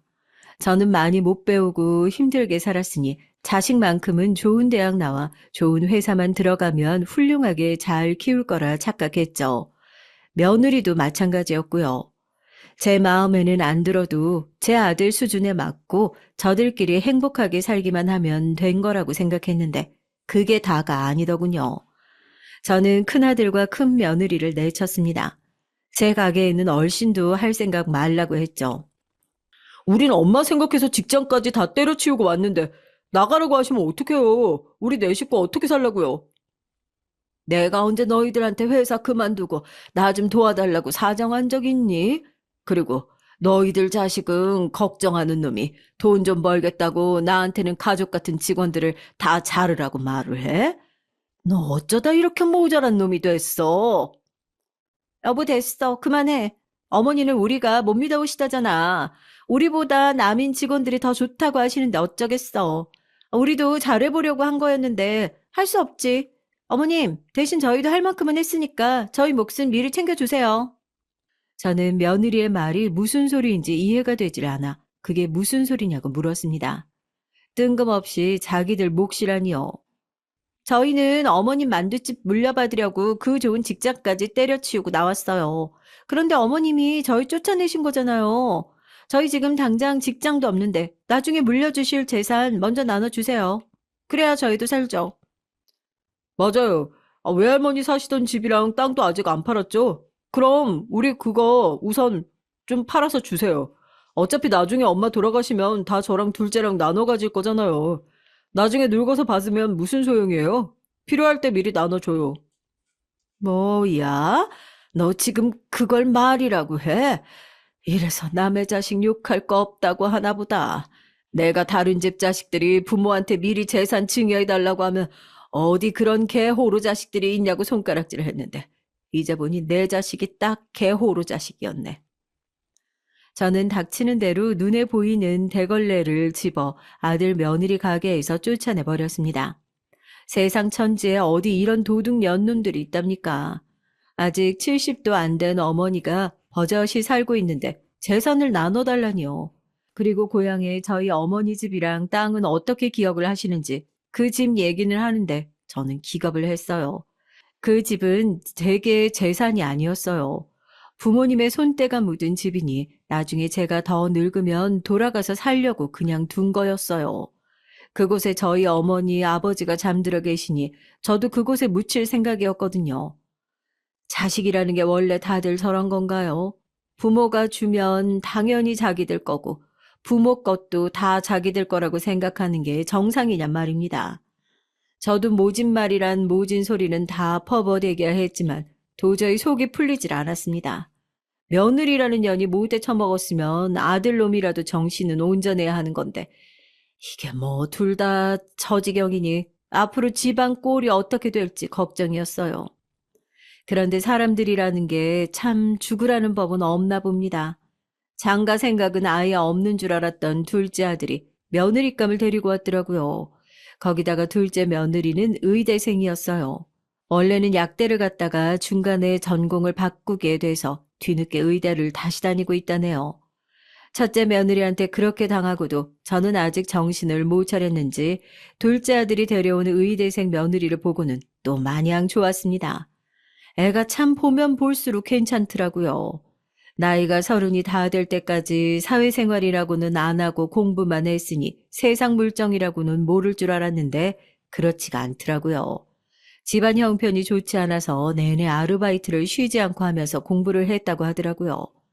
아르바이트 경험이 많아서 그런지 성격도 똑부러지고 서글서글 했습니다. 큰 며느리와는 딴판인 게 딱 마음에 들었죠. 그런데 하필이면 둘째 며느리가 지방병원으로 가게 돼서 결혼하자마자 둘째 아들 부부는 주말 부부로 살아야 했어요. 둘째 며느리는 대학병원에서 인턴 생활을 하고 있었거든요. 아시죠? 저는 가족은 떨어져 지내면 절대 안 된다고 생각하는 사람이었어요. 그래서 웬만하면 둘째 아들네가 붙어 살았으면 했죠. 그래서 둘째 며느리가 서울 병원으로 옮기든 둘째 아들이 지방으로 옮기든 할 수 없나 은근슬쩍 물어봤습니다. 둘 다 그게 쉽지 않은가 보더라고요. 언니, 저도 결혼하자마자 오빠랑 떨어져 살게 돼서 너무 속상해요. 그래도 오히려 쉬는 날만 기다렸다가 만나면 매일 연애하듯이 살 수 있어서 더 좋은 것 같아요. 둘째 며느리는 얼굴만큼이나 말도 참 예쁘게 했어요. 그리고 제가 걱정할 필요가 없었던 게 애가 속이 참 깊더라고요. 매일 병원에서 공부하고 근무하느라 쉴 틈도 없이 바쁠 텐데 항상 쉬는 날이면 잠깐이라도 둘째 아들네 와서 도시락도 싸주고 청소며 빨래까지 챙겨주나 보더라고요. 저는 큰 며느리와 달리 둘째 며느리가 참 예뻤습니다. 항상 열심히 사는 모습도 보기 좋았고 아들과 둘이 꽁냥꽁냥하며 사는 모습도 귀여웠거든요. 그래서 자꾸만 제가 먼저 뭔가 해주고 싶었습니다. 둘째 내는 결혼하자마자 신혼집에 들어가질 못했어요. 아들은 구청 근처에 자기가 얻은 작은 오피스텔에 살고 있었고, 둘째 며느리는 지방병원 기숙사에 살았으니 제가 사준 아파트는 전세를 주고 있었거든요. 저는 둘째 며느리에게 미안해서 차를 한 대 사줬습니다. 둘째 며느리는 매일 병원에만 있어서 필요 없다고 괜찮다고 했지만 제가 사주고 싶었어요. 매일 둘째 아들 보고 싶을 때마다 병원에서 먼 버스터미널까지 가서 고속버스 타고 올라오는 게 안쓰러웠거든요. 둘째 며느리에게 차를 사줄 때 큰 며느리는 난리가 났었죠. 왜 둘째만 차를 사주냐고요. 저는 기가 막혀서 큰 며느리에게 한 소리 했습니다. 애가 워낙 생각이 없는 거는 알고 있었지만 그래도 집안의 윗사람이 도대체 왜 저러나 싶어서요. 그리고 사실 큰 며느리는 제게 할 말이 없는 게 지금까지 제게 야금야금 뺏어간 돈이 한두 푼이 아니었거든요. 애미야, 네가 그런 말할 군번은 아니지 않니? 우리 큰손주 피아노에 작은손주 영어 재능이 있다고 해서 내가 지금까지 애들 교육비 지원해 준 게 다 얼마야. 거기다가 애미 동생 사돈총각 결혼할 때 상황이 좋지 않다고 해서 내가 원래 둘째 주려고 했던 아파트도 싸게 전세 내줬잖아.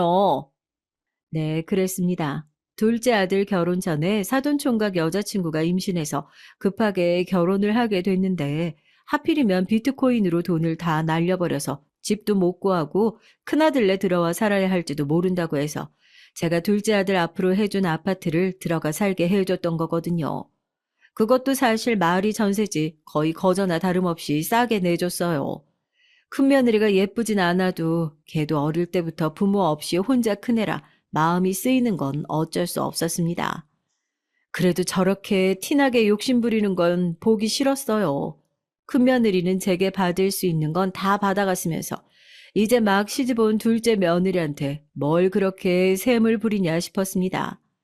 애가 어릴 때부터 부모 없이 악착같이 살아 그런가 싶다가도 어떨 때 보면 참 밉살 맞더라고요.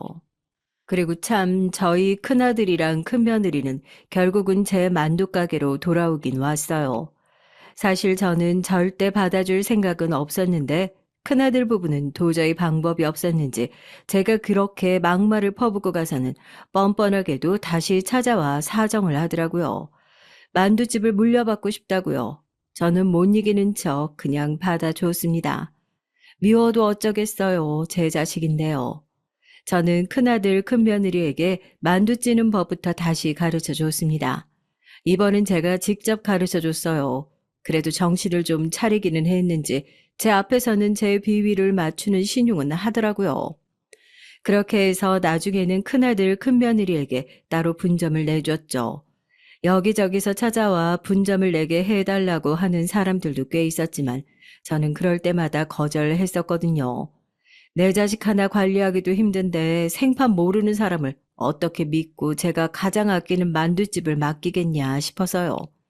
사실 지금도 큰아들이 잘할 수 있을까 걱정이 되긴 하지만 아들이 몇 번이나 자기를 믿어달라고 했으니까 한 번 더 믿어주기로 했습니다. 큰며느리도 마찬가지였고요. 어머니, 저희 믿어주세요. 저희가 예전하고는 달라요. 저희도 자식 건사하고 살려면 어머니한테 잘 보여야죠. 그러니까 저희 많이 예뻐해 주세요. 믿고 안 믿고는 너희에게 달렸지. 조금 아끼겠다고 재료 안 좋은 거 쓰거나 레시피 마음대로 바꾸면 바로 분점 닫아버릴 거니까 그렇게들 알아. 저는 이제야 좀 한시름 놓나 보다 했습니다. 아들들도 이제 다들 가정 꾸리고 자리 잡아서 알아서 잘 살겠거니 했죠. 그런데 이게 무슨 일인지 모르겠습니다. 참 하늘도 무심하세요. 제가 좀 살만해 보이면 그게 그렇게 약에 오르시는지 항상 곧바로 불행을 하나 던져주시더라고요. 둘째 아들 며느리가 어느 날 갑자기 가게로 찾아왔습니다. 그러고는 믿기지 않는 소리를 했어요. 저희 이혼해요.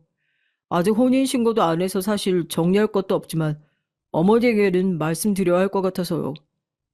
이게 무슨 소리야? 결혼한 지 얼마 됐다고 이혼이라니. 세아가, 우리 아들이 뭐 잘못했어? 갑자기 이혼이라니. 제 말에도 둘째 며느리는 대답 없이 울기만 했습니다. 둘째 아들은 단호하기만 했고요. 둘째 아들과 며느리 둘 사이가 얼마나 좋았는지 제가 다 아는데 갑자기 이게 무슨 일인지 모르겠더군요. 저는 도대체 왜 그러냐고 몇 번을 물었지만 아들도 며느리도 제게 이유를 알려주지 않았어요. 둘째 아들은 이혼을 하고 말았습니다. 그래도 결혼한 지 1년이 다 되어 가는데 같이 살았던 집도 없고 혼인신고도 안 했으니 헤어져도 정리할 게 아무것도 없더라고요. 저는 마음이 너무 안 좋았어요. 둘째 아들이 이혼한다는 것도 속상했지만 더는 둘째 며느리를 볼 수 없다는 게 슬프더군요. 그때 알겠더라고요. 제가 둘째 며느리를 진심으로 좋아했었단 사실을 말이죠. 둘째 며느리는 굳이 제가 사준 차를 돌려주겠다고 했지만 전 받지 않았어요. 그래도 지난 1년 동안 며느리로 시어머니로 지냈는데 그 정도는 줄 수 있다고 생각했죠. 그렇게 부질없이 시간만 흘렀습니다. 어느새 저는 이제 누가 봐도 그냥 할머니가 돼 있었어요. 마음만은 아직도 청춘이었는데 겉은 쭈글쭈글 할머니가 다 됐죠. 늙는 것도 서러워 죽겠는데 몸까지 아팠습니다. 젊을 때부터 고질병이었던 허리 디스크가 결국은 터져서 수술을 해야 됐어요. 저는 원래 참 혼자서 뭐든 잘하는 사람이었거든요. 70 다 될 때까지 아파도 아들이나 며느리한테 병원 한번 같이 가자고 말해본 적이 없었죠. 그런데 저도 이제 늙었는지 몸이 아프니 마음도 약해지더군요. 아들한테 허리 디스크 수술 얘기를 꺼냈을 때 아들들이 알아서 병원도 좀 알아봐주고 수술하게 되면 그 이후엔 어떻게 해야 할지 좀 상의해줬으면 좋겠더라고요. 제가 아무리 혼자 알아서 뭐든 잘한다고 해도 사실 허리 디스크 수술을 하면 당분간 혼자 지내는 건 힘들 테니 자식들이 좀 알아서 먼저 얘기를 해줬으면 좋겠다 싶었죠. 그런데 웬일인지 큰며느리가 생각지도 못한 소리를 하더라고요. 디스크 수술하고 퇴원하시면 자기네 집으로 오라고요. 저는 괜히 하는 소리겠거니 했습니다. 그런데 정말 제가 수술을 끝내고 퇴원할 때쯤 알아서 제 짐을 큰아들네 집에 갖다 놨다고 하더라고요. 방 정리해놨으니까 걱정 마시고 편하게 계세요. 그리고 어머니 이제 연세도 있으신데 앞으로 아예 저희랑 같이 지내셔도 돼요. 제가 모실게요. 저는 제가 잘못 들은 줄 알았습니다. 제가 아는 큰며느리는 저를 귀찮아하고 돈 받을 일 있을 때나 저를 찾아오던 애였는데 갑자기 왜 이러나 싶었죠. 네가 웬일이니? 아이 정말 네가 날 모시겠다고? 어머니도 참, 아유, 제가 원래 말을 담아두고 하는 성격이 아니라 평소에 어머니한테 툴툴대는 것처럼 보였어요. 아, 제가 속이 얼마나 깊은데요. 저 어머님 생각 많이 해요. 그때까지만 해도 큰 며느리도 나이가 들더니 애가 철이 좀 들었나 싶었습니다. 그게 아니면 또 제가 뭐가 필요한가 싶었죠. 그런데 그 이후로 2달 넘게 제 큰아들 집에서 지냈는데 큰며느리는 제게 정말 잘했어요. 만두가게 일만으로도 바쁠 텐데 꼬박꼬박 아침에 제가 좋아하는 국이나 반찬도 해놓고 나가고 퇴근하고 들어오면서는 제가 좋아하는 간식도 항상 사서 들어왔죠. 그리고 가끔은 저랑 같이 목욕탕까지 가주더라고요. 저는 딸이 없잖아요. 그래서 친정 어머니 돌아가시고 나서는 한 번도 누구랑 같이 목욕탕을 가본 적이 없어요. 며느리가 있었어도 사실 거절당할까봐 민망해해서 제가 먼저 같이 가자고 하지도 않았거든요. 그런데 며느리가 먼저 같이 가자고 말해주니 참 고마웠습니다. 저는 지금까지 제가 큰며느리에 대해 잘못 생각을 했나 싶을 정도로 같이 지내는 동안 제게 참 잘했어요. 이래서 나이 들면 자식이랑 같이 살고 싶어지는 거구나 싶더라고요. 아들 며느리의 손주들까지 매일 복작이며 같이 밥 먹고 텔레비전이나 보는 평범한 일상이 큰아들네 집에 오고 나서부터는 특별하게 느껴지더라고요. 그러던 중 제 칠순 생일이 얼마 남지 않은 주말이었어요. 사실 둘째 아들은 계속 칠순 기념으로 여행을 가자고 했지만 제가 거절했죠. 만두 가게가 버젓이 2개나 있는데 어떻게 가게를 몽땅 비워두고 며칠이나 놀러 가겠나 싶어서요. 그래도 큰며느리가 그냥 지나치기는 아쉽다면서 좋은 식당을 예약해뒀다고 가자고 하더라고요. 저는 신이 나서 따라 나섰죠. 요즘은 큰며느리가 제 마음을 제일 잘 아는 것 같았어요. 아들들보다 훨씬 낫다 싶었죠. 아이고, 이렇게 좋은 호텔 밥은 태어나서 처음 먹어본다. 우리 손주들이랑 둘째 아들들도 왔으면 좋았을걸. 그러게요. 애들 시험 끝나고 서방님 연수 끝나고 오시면 한번 다 같이 와요.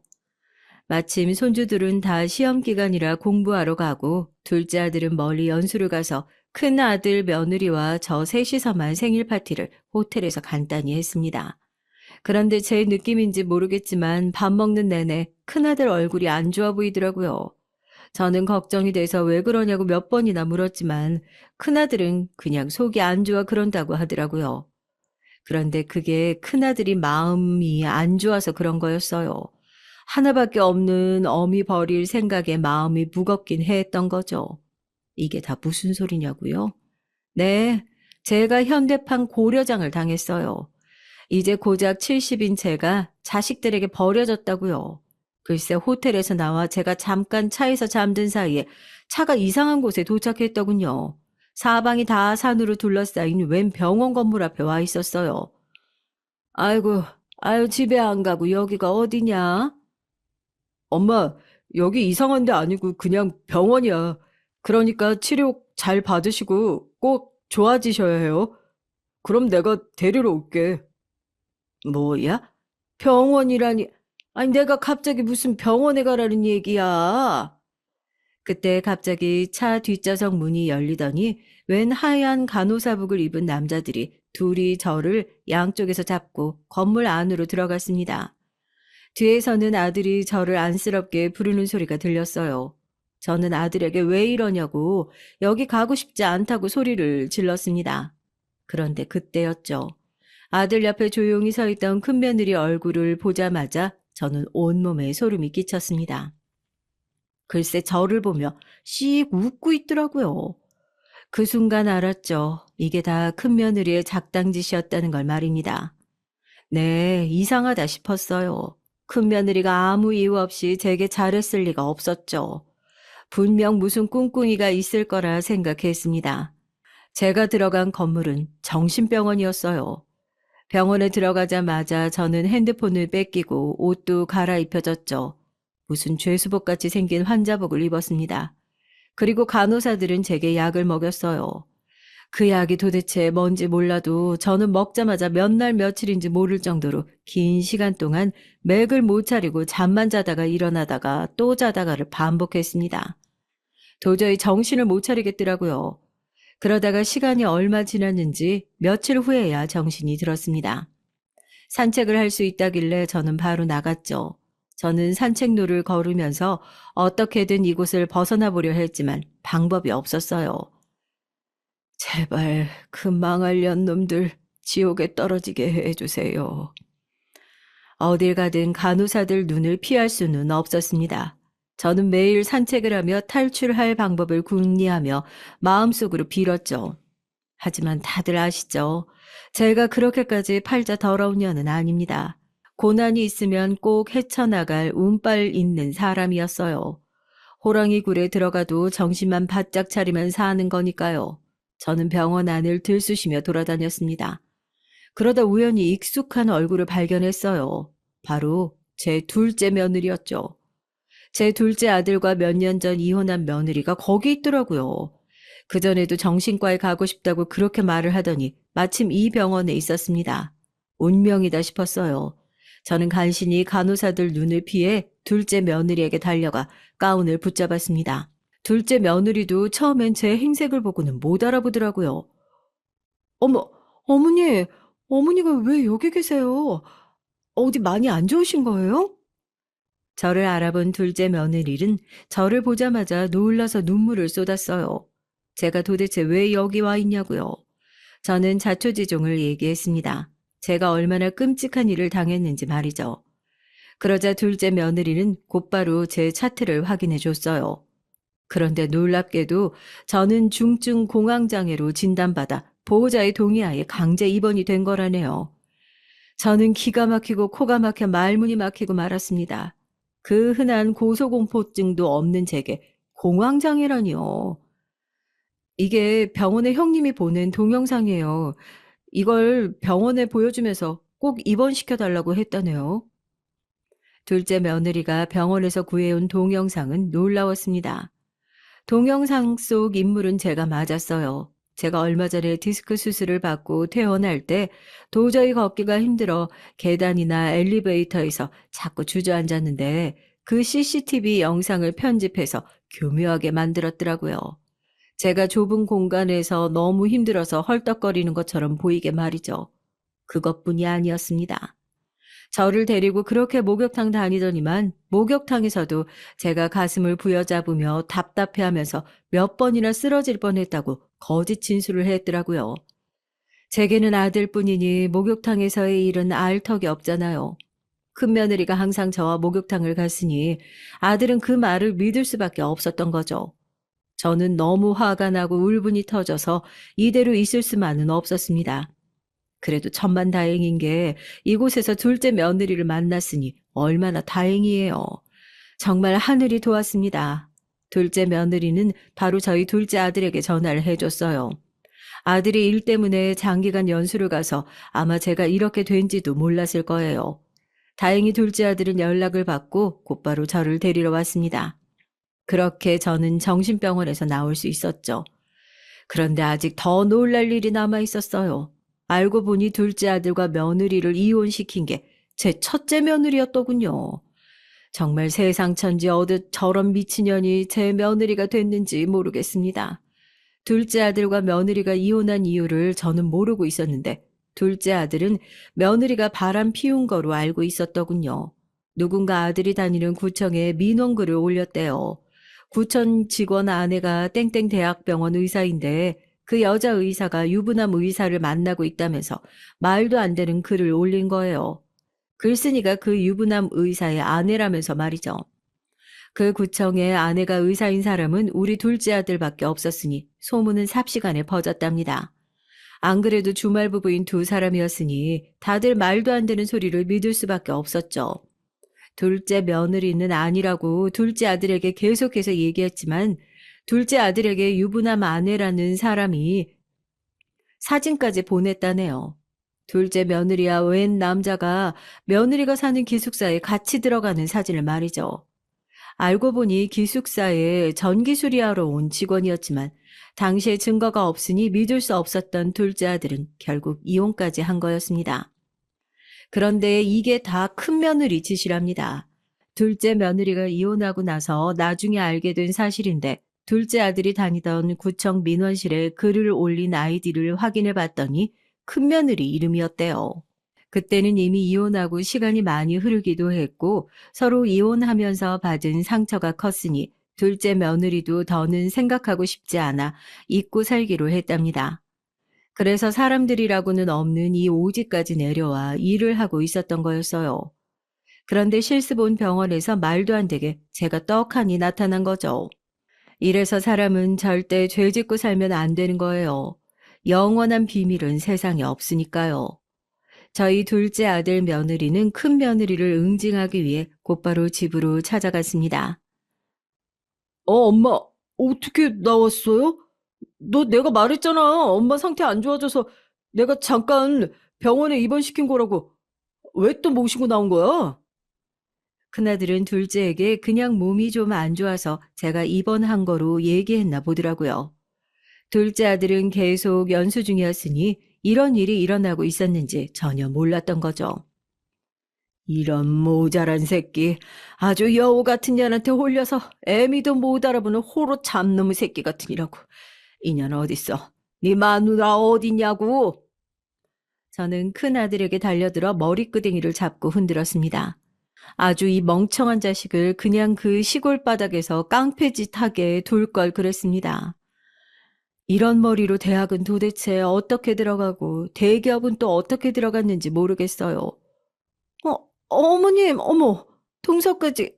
여긴 웬일이야? 저와 둘째 며느리를 보자마자 큰 며느리는 아주 눈동자가 금방이라도 굴러 떨어질 것처럼 커졌어요. 네 인연, 너 오늘 내 손에 죽어봐라. 어디서 이런 미친년이 들어와가지고 남의 집을 풍비박산을 만들어. 어머니, 왜 이러세요? 여보, 서방님, 이거 봐요. 어머니 미쳤다니까요. 그래, 나 미쳤다. 어디 미친년 손에 한번 죽어볼래? 큰며느리는 제 손에서 벗어나려고 난리를 쳤지만 저는 오랜만에 아주 힘이 솟아올라 절대 놓아주지 않았습니다. 이대로 큰며느리 머리털을 다 뽑아버려도 속이 안 풀릴 것 같았어요. 나름 정신병원에 가둬두려고 한 것도 괘씸하지만 제 둘째 아들까지 이혼시킨 거 절대 용서할 수가 없었죠. 아들들은 간신히 저를 큰며느리에게서 떼어놨습니다. 저도 우선 진정했어요. 그리고 차분히 얘기를 들어보기로 했습니다. 그런데 들으면 들을수록 가관이었죠. 알고 보니 이 나쁜 년이 저를 정신병원에 가두고 제 만두가게랑 제 아파트 그리고 시골의 어머니 집과 땅까지 팔아버리려고 제 큰아들을 설득 중이었나 보더라고요. 워낙 욕심이 많은 년이니 돈은 그렇다 치고 그럼 도대체 왜 둘째 며느리를 모함했냐고 물었습니다. 왜 멀쩡한 가정 이혼까지 시켰냐고요. 저도 처음부터 둘 사이를 갈라놓으려고 한 건 아니에요. 처음엔 그냥 1년만, 딱 1년만 제 동생이 그 아파트에 더 살게 하려고 한 거였죠. 시작은 둘째 며느리가 서울로 올라와 둘째 아들과 함께 살게 되면 사돈 총각이 사는 아파트를 빼줘야 했으니 우선 시간을 좀 벌려고 했답니다. 그런데 점점 저랑 둘째 며느리가 가까워지니 셈이 나고 더 욕심이 났대요. 제가 둘째를 더 예뻐해서 있는 재산 다 둘째한테 줄까봐 무서웠답니다. 그래서 큰 며느리는 둘째네 부부 사이를 떼어놓으려고 그런 거짓말까지 꾸민 거였죠. 그렇다고 멀쩡한 애를 유부남무 의사 꼬시고 다니는 애로 만들어서 그것도 모자라서 멀쩡한 시어머니를 정신병자로 만들어? 너 정말 애가 얼마나 파닥인 거냐? 여보, 이게 무슨 소리야? 당신이 다 꾸며낸 일이란 말이야? 설마 엄마 가게 팔게 하려고 일부러 그런 거야? 막상 둘째 며느리를 내쫓고 나서 제가 나이가 들고 몸도 안 좋아지자 며느리라고는 자기밖에 없으니 제가 큰 며느리에게 빌붙을까 걱정이 됐답니다. 그리고 만두가게에서 일하는 것도 너무 싫고 힘들었대요. 그냥 이까짓 가게 다 팔아버리고 건물이라도 사서 투자하면서 더 편하게 살 텐데 이해가 안 됐답니다. 당신도 만두가게 지긋지긋하다고 했잖아. 이거 레시피도 그냥 팔아버리고 가게도 팔면 훨씬 더 편한데 왜 이러는지 모르겠다고 했잖아. 왜 다 나만 잘못한 것처럼 그래? 형님, 정신과 전문의로서 말씀드리는데요. 이제 보니 형님이 정신병이 좀 있으신 것 같네요.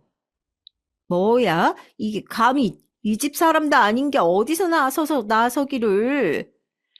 너 조용히 하네? 이게 아직도 정신을 못 차렸네. 머리털을 다 뽑아줄까? 정말이지 사람 하나 잘못 들어와 이게 무슨 일인지 모르겠습니다. 저희 식구들이 다 멍청해서 큰며느리에게 모두 다 노란하고 말았네요. 그날 이후 큰아들은 그나마 그제라도 정신 차리고 큰며느리와 이혼 소송 중입니다. 제가 큰며느리와 이혼 안 하면 재산이고 뭐고 하나도 안 준다고 했거든요. 그런데 큰며느리 년도 대단한 게 지가 잘못한 게 있는데도 양육권의 재산 분할까지 해달라고 하더군요. 그래서 결국 소송까지 하고 있어요. 그리고 그나마 한 가지 기쁜 소식이 있다면 둘째 아들과 둘째 며느리가 다시 만나고 있다는 겁니다. 그러고 보니 큰 며느리가 하나 잘한 건 있네요.